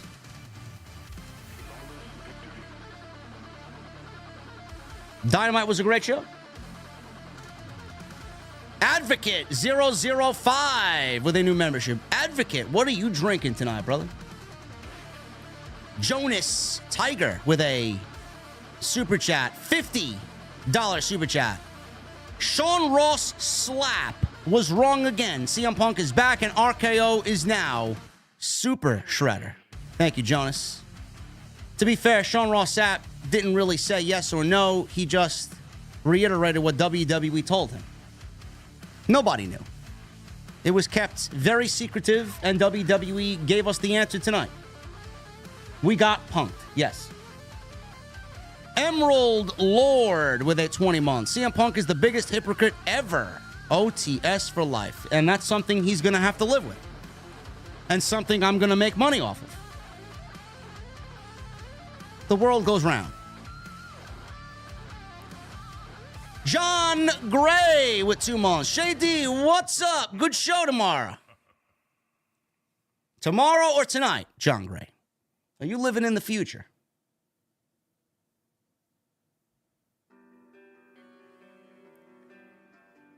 Thank you for 2 months, John Gray. Jason Clark with a new membership. Jason, what the fuck are you drinking, brother? Not today, Jay with 14 months. Happy 14 months, JD. What a best-kept secret. Now, let's see what they do with Phil. I, for one, am along for the ride. I am as well, man.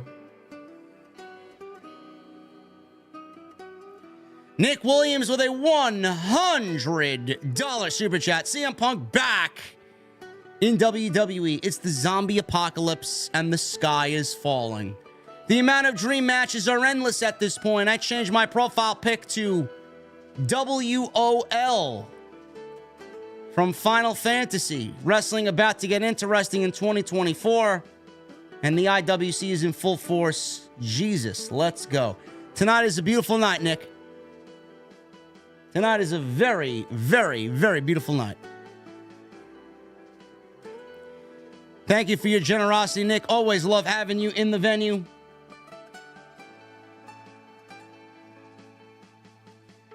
Black Wolf Inc. with a $10 super chat. So now, what direction could CM Punk go now as a babyface before eventually returning heel?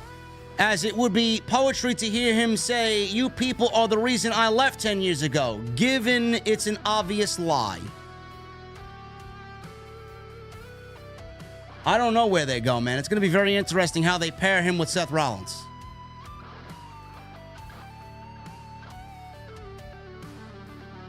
Phantom with a $100 super chat. Orton is my favorite current wrestler. Without him for a year and a half has been tough on this fanboy. When his music hit, I flew out of my chair and RKO'd my cat. Such great emotion. Well, hopefully your cat kicked out at 2, Phantom. And thank you for the 100 bomb, brother. I really appreciate you. And yes, I'm a big Randy Orton guy myself. And Monday Night Raw absolutely missed his presence. Jose Perez with a $4.99. Thank you, brother. No message. Wild Stallions with a $5. TKO stock prices. Why CM Punk is there. Triple H didn't want him back.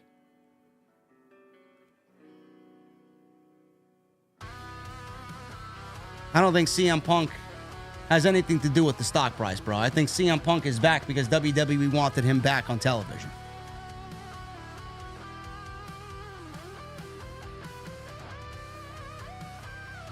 FGD Austin with a new membership. Austin, thank you, brother. What are you drinking tonight, man?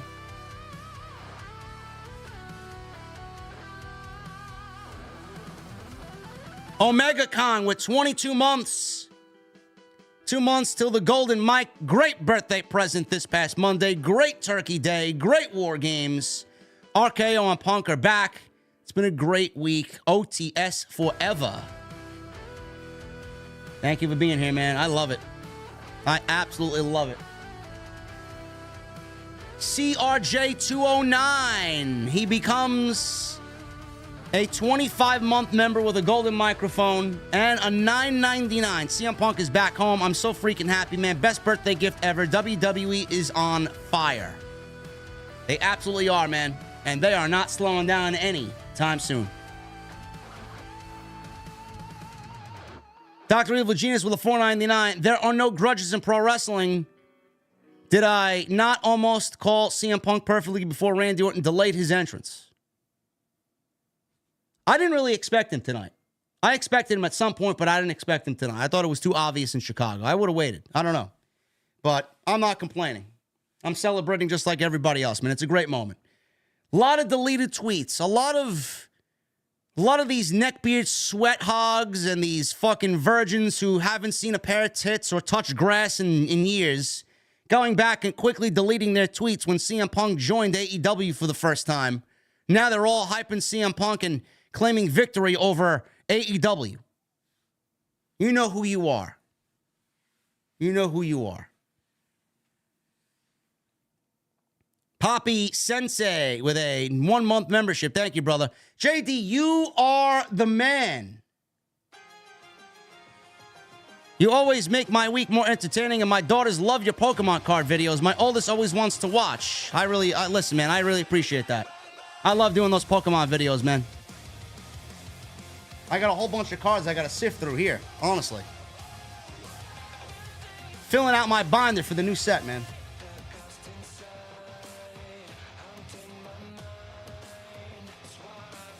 Wolf Dragon Monster Den with a $5 super chat. I watched Rampage and Collision instead. Came here for your review of Survivor Series. Can't believe Punk is back. CM Punk equals hypocrite.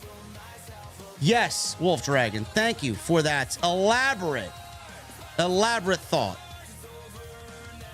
I don't care.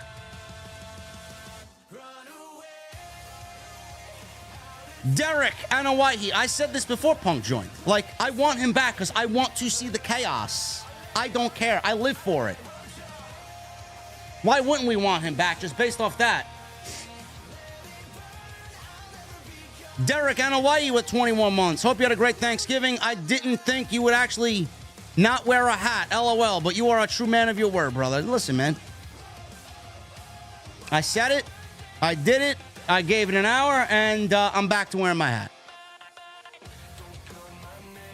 Cake with a $5 super chat. This hits like John returning to the Peppers. Never thought I'd see it. Punk is the Frashante of wrestling. Welcome back, Punk. I can't believe it. They all come back one way or another, man, at some point. We got Creed back together this year. Got a whole U.S. tour next year and a possible new album. And we got fucking CM Punk back in WWE. Unbelievable. Black Wolf Inc. with a 5. JD, I can't believe I'm about to say this, but you literally stopped the cap for a night. What would it take for you to wear a Yankees cap on air? I'm not wearing a Yankee. I don't even own a Yankees cap.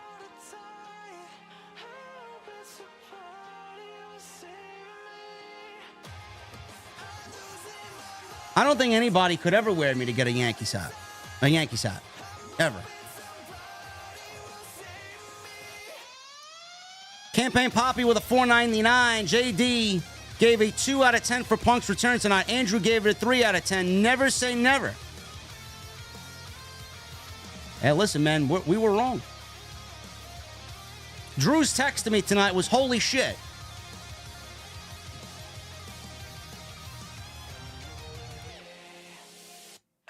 Sean Ray J with a $20 super chat. My instincts will never lead me astray. He's back. Also, great hair. Thanks. Appreciate you, Sean. Jose Perez with a $1.99. I forgot to type my text. LOL. Punk. Raw. Live mic. Yeah.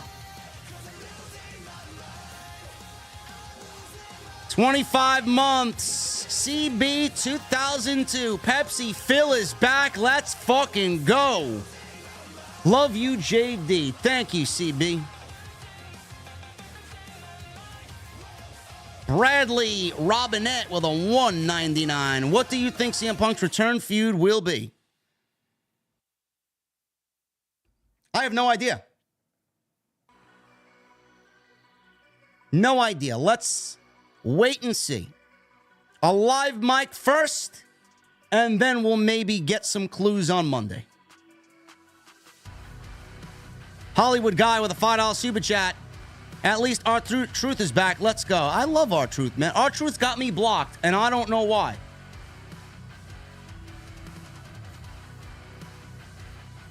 Averaged skill gamer with 16 months. I'm still in disbelief. CM Punk made his return back to the E. Orton also looked jacked AF.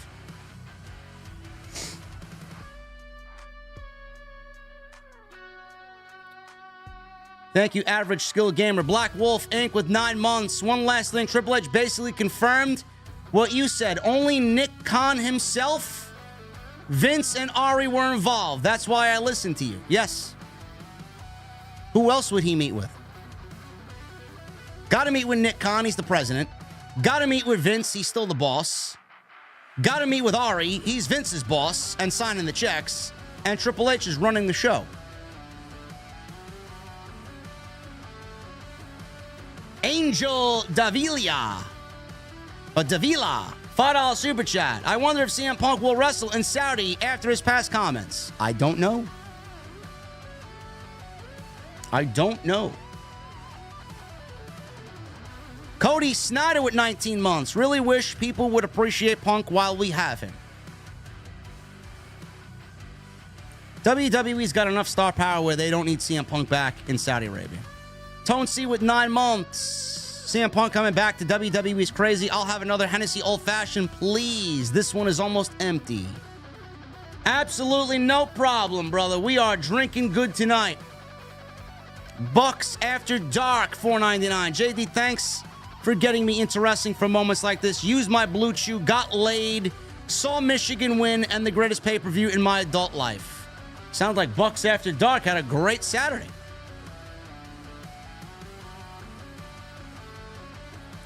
Michael with a 199. The only one to not come back was Macho Man. R.I.P. One of my favorites of all time. Anthony Hayes with a 499. JD, with all of this new wave talent coming to the main roster, where will Punk fit in? Plus, I think Bronson Reed's Tsunami should be protected. I agree on the Tsunami. Where will Punk fit in? It is not going to be difficult to fit Punk in at all. West Coast Samoan with a $5 super chat. It's not 100, but cheers, brother. I killed a 12-pack of Heineken. What a night to be a wrestling fan. As long as you're here, brother, enjoying yourself, drinking a cold one, that's all I ask. Thank you so much. Joseph Taylor with a $3 super chat. I've been a Punk fan since his debut in WWE in 2006. Hush with a 5. It really feels like Punk really got himself fired on purpose now for this monumental return. I'm still in shock right now. I think a lot of people are still in shock. Hollywood guy with a $5 super chat. Now that CM Punk is back, there will be a battle with the networks on who wants Punk on TV/channel. Well, we don't know where Monday Night Raw is going to be. Monday Night Raw is still in negotiations. They could still end up with USA Network. SmackDown's on USA, so WWE's not going to give in to Fox. Fuck Fox. They're leaving Fox in October. Who cares? Sways with a $2 super chat. Shock. Got me and father. CM Punk, top 2. New Zealand is ready. I think everybody's ready, brother. Hope you're well, Sways. Hollywood guy with a 5. Now that CM Punk is back, there will be a battle with the network. Yes, thank you, Hollywood guy. I just read that one. I don't think it's going to really determine where he goes. I think he'll be on Raw. Pab Man with a $4.99. The fact that Randy and Punk tonight, what the fuck? Some people in my section laughed at me when he returned since I was booing the Punk chants. W night. Hopefully you had a good time at the show, brother.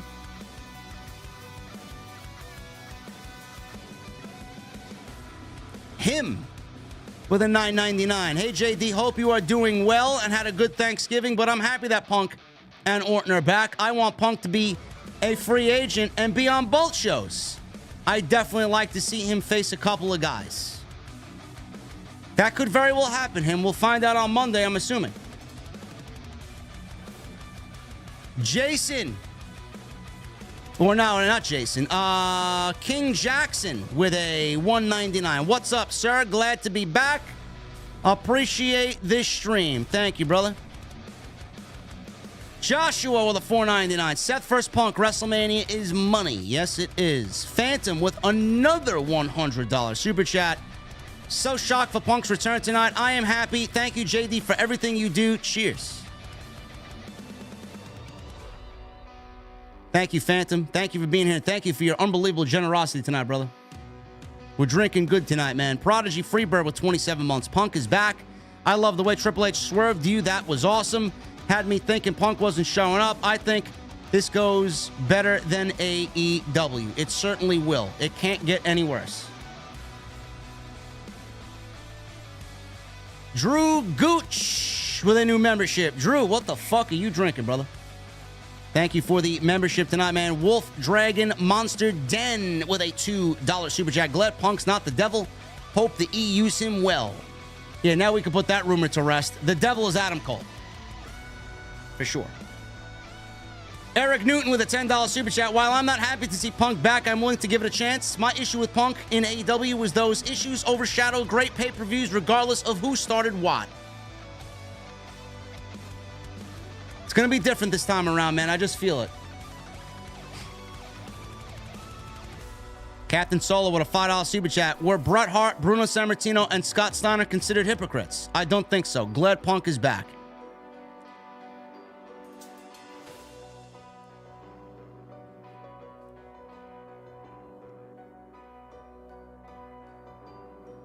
AJ with a $9.99. This is great, JD. Love to see you with your hat off tonight. Great stuff, man. CM Punk is back. Randy Orton is back. Survivor Series was a great show.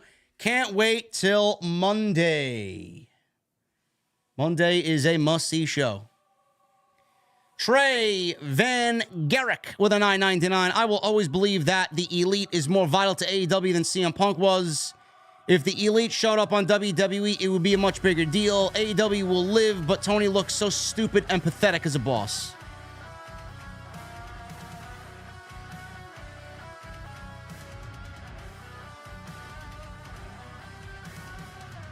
Campaign Poppy with a $1.99 was definitely checkmate for losing Will Ospreay. They may get Mercedes back too. Who knows? King Jackson with a $1.99. All free agent pickups is boosting WWE morale. Vincent Moore with a 5. This was one of the best Survivor Series. The crowd was into almost every match. 3 returns tonight. R-Truth, Randy, Punk. Enjoy your show always. Thank you, Vincent. War Games makes Survivor Series just must see. Love it.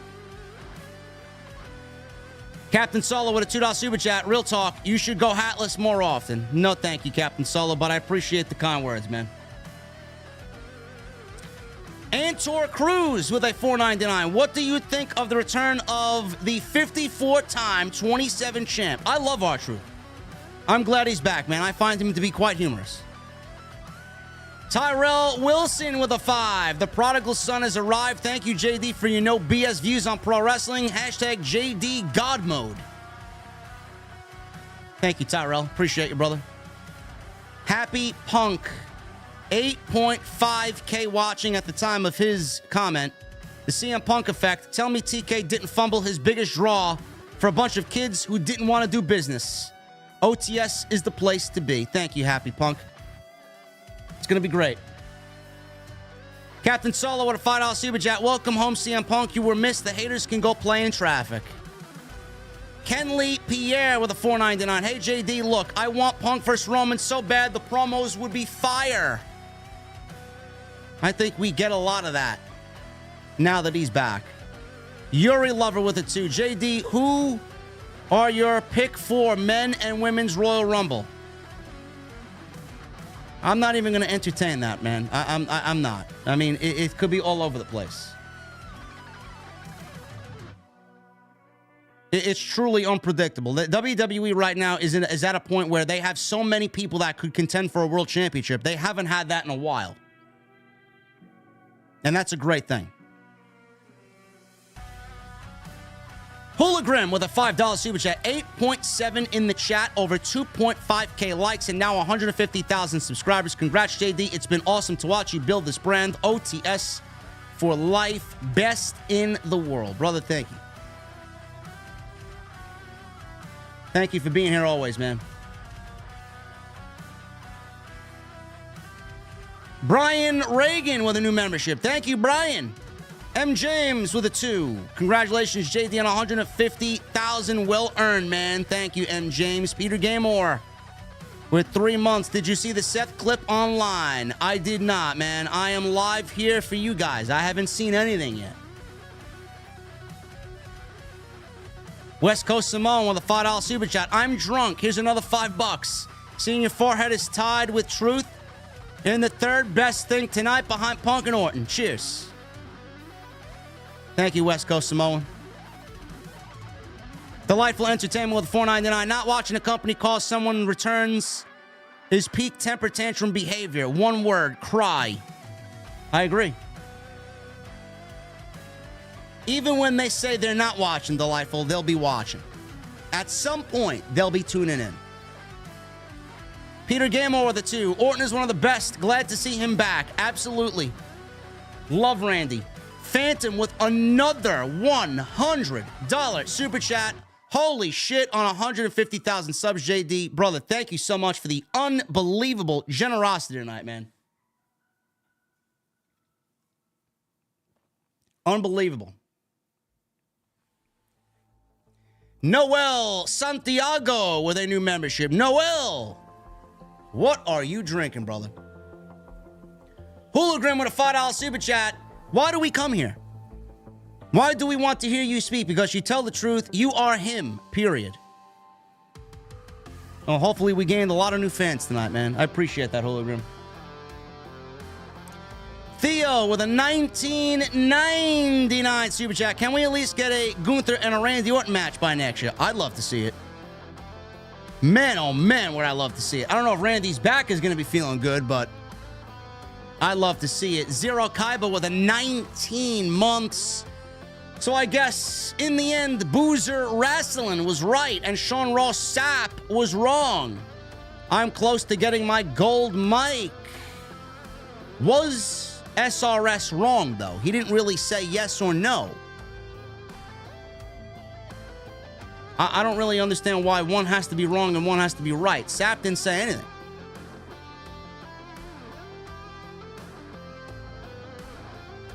Sapp always said, yeah, there's a possibility, but I haven't been given any information. Your Nation's T with a $9.99. Hey, JD, since CM Punk is back, do you think AJ Lee will return, possibly at the Royal Rumble? There's always a possibility, man, but I don't think so. Never say never. After tonight, it's truly never say never. Cam G with a $100 super chat. What's up, JD? My God, I can't believe he's back. I was almost in tears. I will forever be a CM Punk fan and, of course, a fan of yours. Much love. OTS for life. Thank you, Cam G. As always, man. Happy to have you here, brother.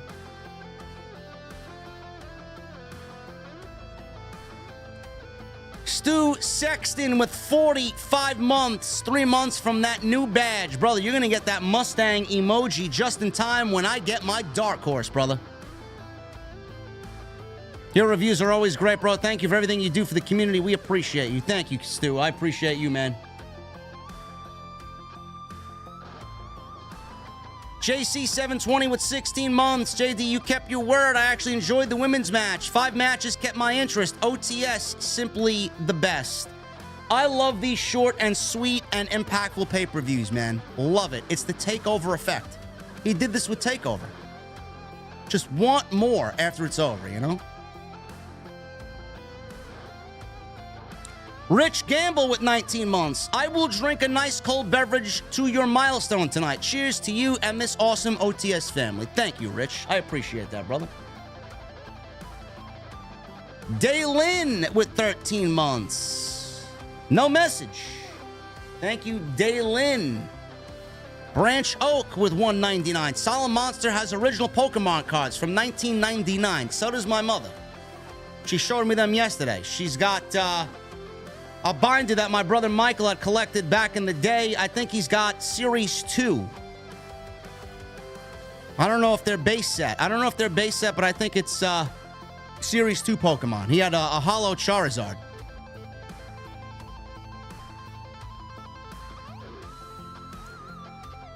Phil with a $9.99. I have to take back every word because I swore the man was not coming back tonight. What a moment. This is going to change the game. They did the all-out 2021 debut, but with returns. Orton and Punk.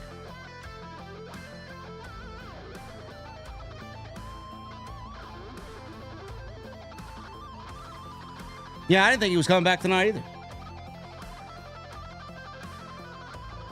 Shinobi with 10 months. Congrats on 150,000 subscribers. No one works as hard as you do, bro. Thank you, Shinobi. Appreciate that, man. The Script Keeper with a new membership. I'm not sure if that's correct. Maybe it is, maybe it's not. But Script Keeper, thank you. Coiled Phoenix with 27 months. Hey, JD, not sure if we have this in OTS, but can we give EO Sky the MVP award for tonight? That jump from the cage while inside a garbage can was epic. EO's fucking great. EO is awesome. Thank you, Coiled Phoenix. Sinister with 14 months. Congrats on 150K. Going to be interesting with Punk back in WWE. Orton versus Cody at SummerSlam. Take my money. Congrats to you, bro. Ryback's return is imminent. Long-term booking. No, Ryback's got to retire. Ryback has now retired from pro wrestling.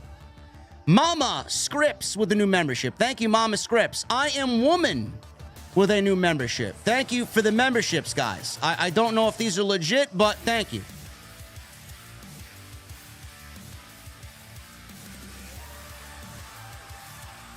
Chatulu Productions with a $4.99. Happy Punk is back.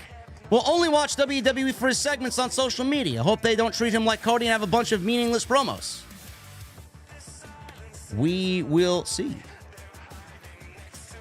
Zen Book Review with a $2.99. You see Seth's incident after the show went off the air. I did not. I don't know how I could watch the post-show scrum and do my stream at the same time. I'll watch it after it's over. Peter Gamore with a 5. Congratulations on 150. You deserve it. Keep it up. Keep up the great work, JD. Thank you, Peter Gamore. Script Keeper with a $5 super chat. I'm not a fan of CM Punk, but I am a fan of wrestling. I won't stop watching WWE because of one man. Good on you, bro. Shad Edmonds with a $2 super chat. AEW has 3.94 million subs. Sit down, Meltzer Stan.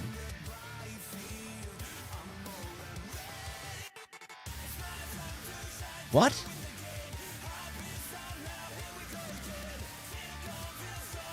Who's a Meltzer Stan?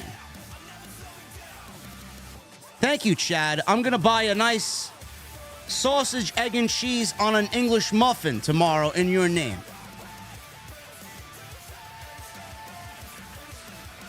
They got 3.94 million subs. Who gives a shit?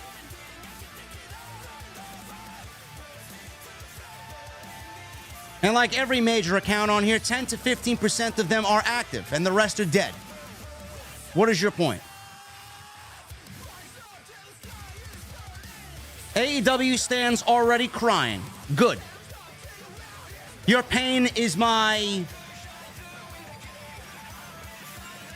revenue stream. Love it. Peter Gamore, we need Omos to return now. Hashtag finish the story with a $2 super chat. No, we don't. Mama Scripts with a 5. Hey, JD, this PLE was great, but I thought CM Punk showing up at the end ruined the return of Randy Orton. I don't think so. I don't think so. I am woman. JD, you are the best in the IWC, and anyone who says otherwise is just jealous. Thank you for the 5. I am woman.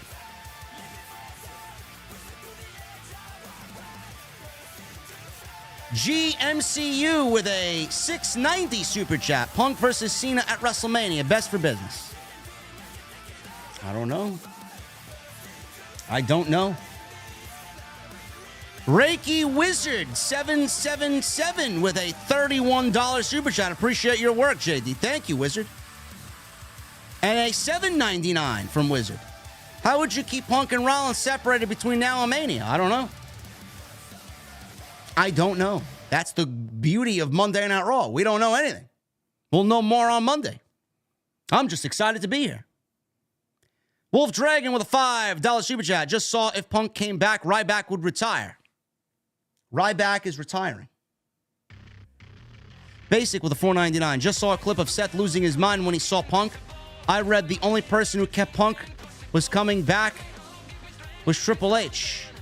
Man, was he heated. Everybody's going to get over it. Everybody's going to get over it. Believe me. Billy Zayn with a $10 super chat. Hey, JD, you the man. Drew McIntyre left the arena before CM Punk came out. It's all over social media. Don't know what's going on. I don't know what's going on either. Sean Ray J with a 10. Congrats on 150. And the record viewer count, you deserve it all. Also, Punk, Seth is definitely a work. Also, a camera guy mentioned to Drew to storm off. Kayfabe is back in WWE. Love it. Arrangements with a $1.99. Hey, JD, what do you think, or who do you think Shinsuke is calling out? I don't know. It could be CM Punk. Could be. Now that he's back. M. James with a $5 super chat. Apparently, McIntyre stormed out of the arena tonight, according to WrestleOps. This can make a lot of WWE superstars angry. They'll have to accept it. Who knows, man? Like I said, whoever does not want him back, you know, and is angry, if they have a contract situation coming up, they are more than likely on their way out. Same thing.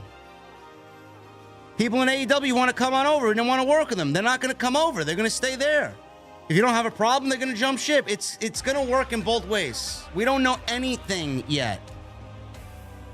And what the fuck does WrestleOps know? They're nothing more than a copy and paste account. They don't have any sources. Arrangements with the 199. Did you see Matt Riddle's tweet to CM Punk? I did not.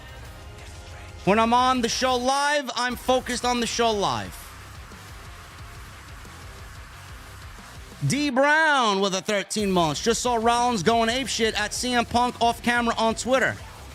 I definitely get it. But he's got to get over it and do business. I have to look at all this stuff when the stream is over. Jedi Joker with a $5 super chat. Did you see Seth post-match? It's crazy. I've never seen him like that. I gotta see this. Rich Gamble with a $4.99. CM Punk and Seth's real heat angle played out on TV will be awesome, and I can't wait for it. Nate, the Spider Hunter, with a 16 months. 16 months in the venue. Ryback. I just lost your tweet. I just lost your super chat. 16 months in the venue. Ryback is not retiring now. He's a piece of garbage. I wonder how the Bucks will respond on BTE. Oh, wait. R.I.P. BTE. He's back. CM Punk. He is indeed back. Mr. Premium with a $4.99. What a night. Hope to see you in Philly. And that all is well, JD. Thank you, Mr. Premium. I should be in Philly, no doubt about it. Dr. 12 Cam with a 27 months. JD, man, you're the best. Just wondering on your thoughts about Drew McIntyre leaving pissed. It may be a work. It may be a work, Cam. Honestly, it may be a work.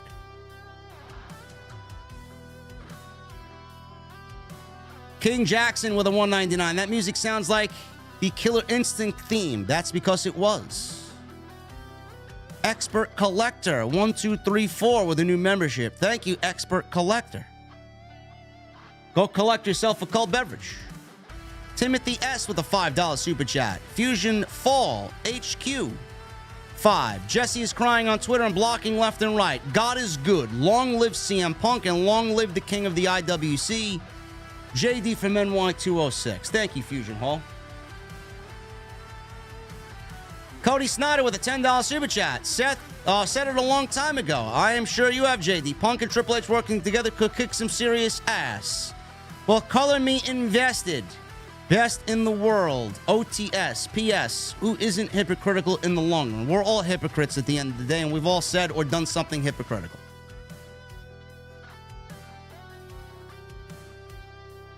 Matt Fugitive with 7 months. Hell froze over. CM Punk is back in the WWE. Indeed it did, man, and I love it. Wrestling fan for life with a 3. What a great night to be a wrestling fan. Indeed. Jake Ake with a 10. Hey, JD, great review. I'm so happy Punk is back. Wrestling was dead to me without him. But what about AJ Styles versus CM Punk? I heard Styles never liked Punk. But take my money for that match. It looks like Styles may be getting Roman at the Royal Rumble. I don't think he's going to have anything to do with CM Punk right now. Jeremy De Jesus with a 14 months. After every pay-per-view, I know where to go right after. OTS for life. JD, you are the GOAT. Thank you, man.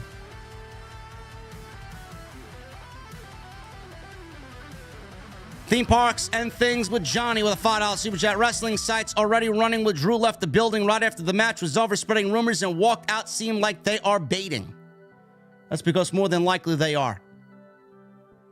Expert Collector with a $4.99. Love you, JD. Keep up the great work. Hope CM Punk doesn't drop the ball with this run. He definitely needs to end his run with WWE. I think he will. Kal-El with a $5 super chat. You reached over 8,000 people tonight. 9,100 to be exact, brother.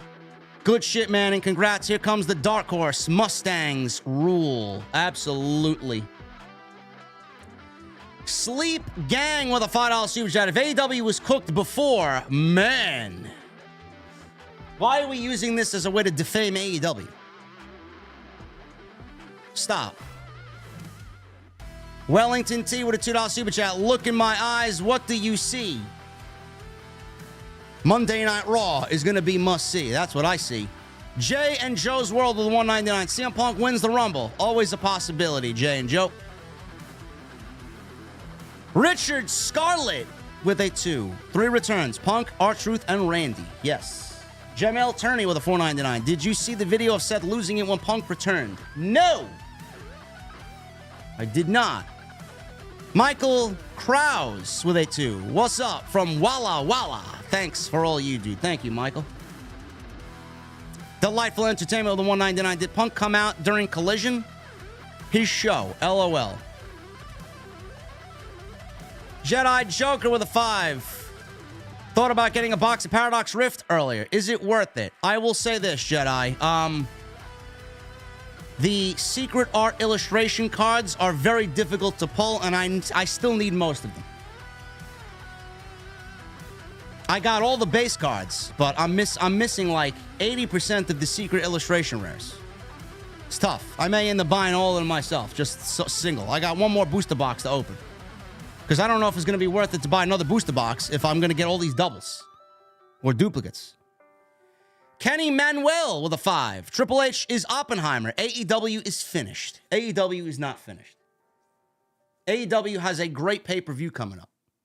Stop using this as a vehicle to defame and call AEW dead. You're an idiot if you do. Not you, Kenny, but the people who want to cry this on social media, which I know they will. Honestly. Watson with 18 months. Thank you, brother. What an insane reaction for Punk. Welcome back. The best in the world. Hashtag OTS for life. Lord J. Coyle with 25 months. Definitely feels like Punk got himself intentionally fired from AEW so he could return to WWE. Hey, I like a good conspiracy theory every now and then, brother. Who knows? Sue with a 10. JD, as I recall, Drew said he wasn't getting naked. And as for Phil Brooks, I like him. I just hope CM Punk really has changed and my armless Palmer is ice cold. OTS for life and R-Truth is back. Good night. An ice cold armless Palmer is fantastic. Spider-Man 99 with a 10 months. Hey JD, do you think CM Punk could dethrone Roman Reigns? No. Do I think Punk will do business with Roman Reigns? Absolutely. Wallach Wall with a $9.99. In one night, Triple H has changed the game. Punk and Orton will change everything, and it's emotional to see. Vince needs to go away and let Triple H book creative. JD, stay safe. You too, Jesse, and all of OTS. Vince is not booking any part of creative. I am confident in that. El Mulatto with a $1.99. McIntyre walked out of the arena pissed. We don't know if that is a work or not. Kal-El with a 2. Damn, let me correct myself. Over 9,000 people. Congrats, bro. Thank you, Kal-El. Logan PN with a $10 super chat. Was there tonight. One of the best moments of my life. Seeing Randy and Punk's return was amazing. I'm sure you guys were crazy all night. Great crowd in Chicago.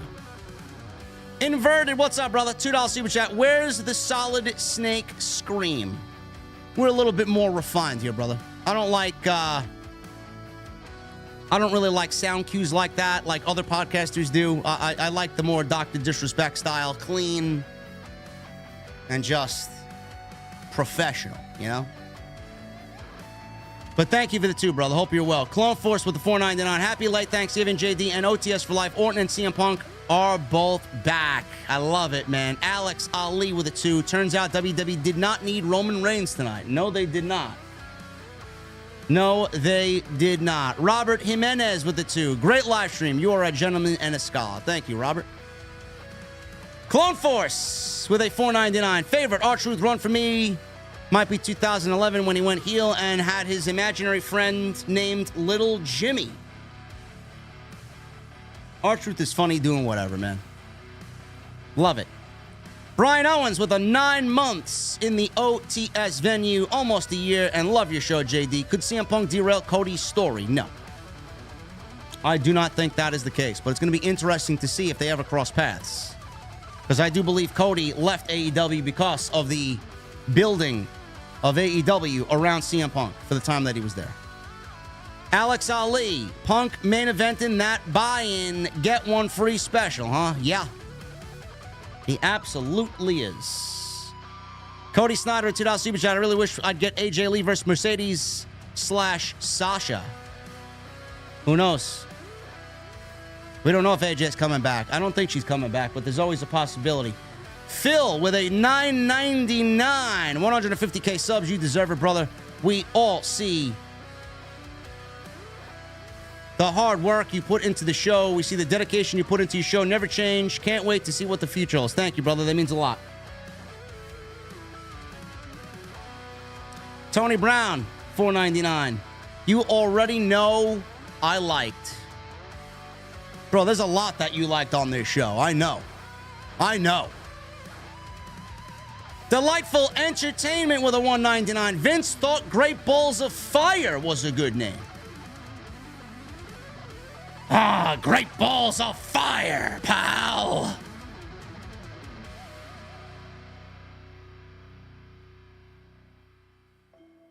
Theme Parks and Things with Johnny, $2 super chat. Triple H and Punk, point photo, now up. So unreal picture. I got to bookmark that one, man.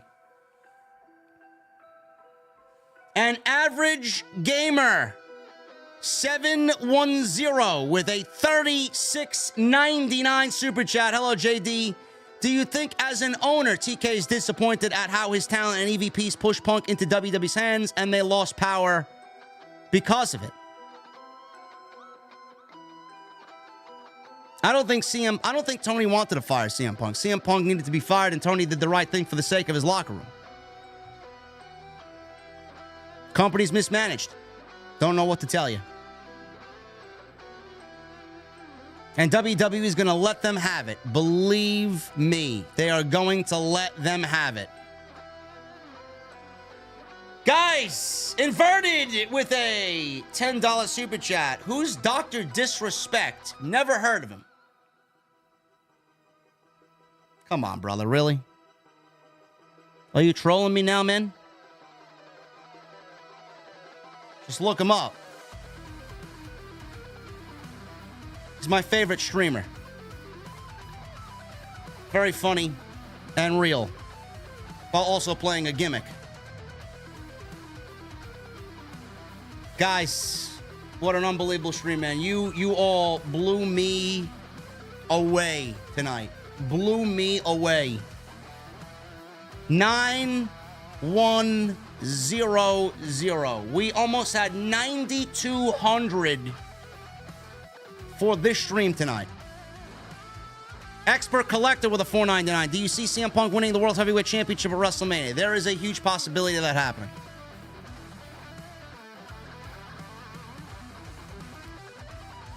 Unbelievable stream tonight, guys. You fucking killed it more than I have ever anticipated a stream. CM Punk is a fucking draw.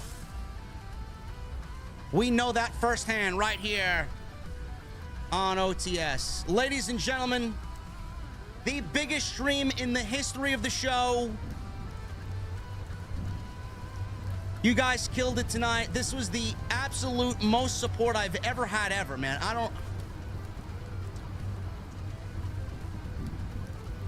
I love you guys, man. I really do. Thank you so very much. We got 4,200 likes. We still got 4,500 people in here. Inverted with $10 super chat. He knows who Dr. Disrespect is. Violence, speed, and momentum. Absolutely. Brian with 9 months. Punk is back. I love it. Guys, next time you see me will be tomorrow. I'm sure we got some CM Punk news that we need to discuss, man. Gonna be crazy. It's gonna be crazy. Follow me on social media at JDfromNY206, Twitter, Instagram, TikTok, Cameo. Hit that subscribe button down below. Turn on the bell for notifications. Go check out Manscaped, manscaped.com. Code SCRIPT20 at checkout. 20% off and free shipping. Go check out all the other videos on the channel. There will be more, and we can't wait till Monday Night Raw. Right here on OTS. I'll see you guys on Monday.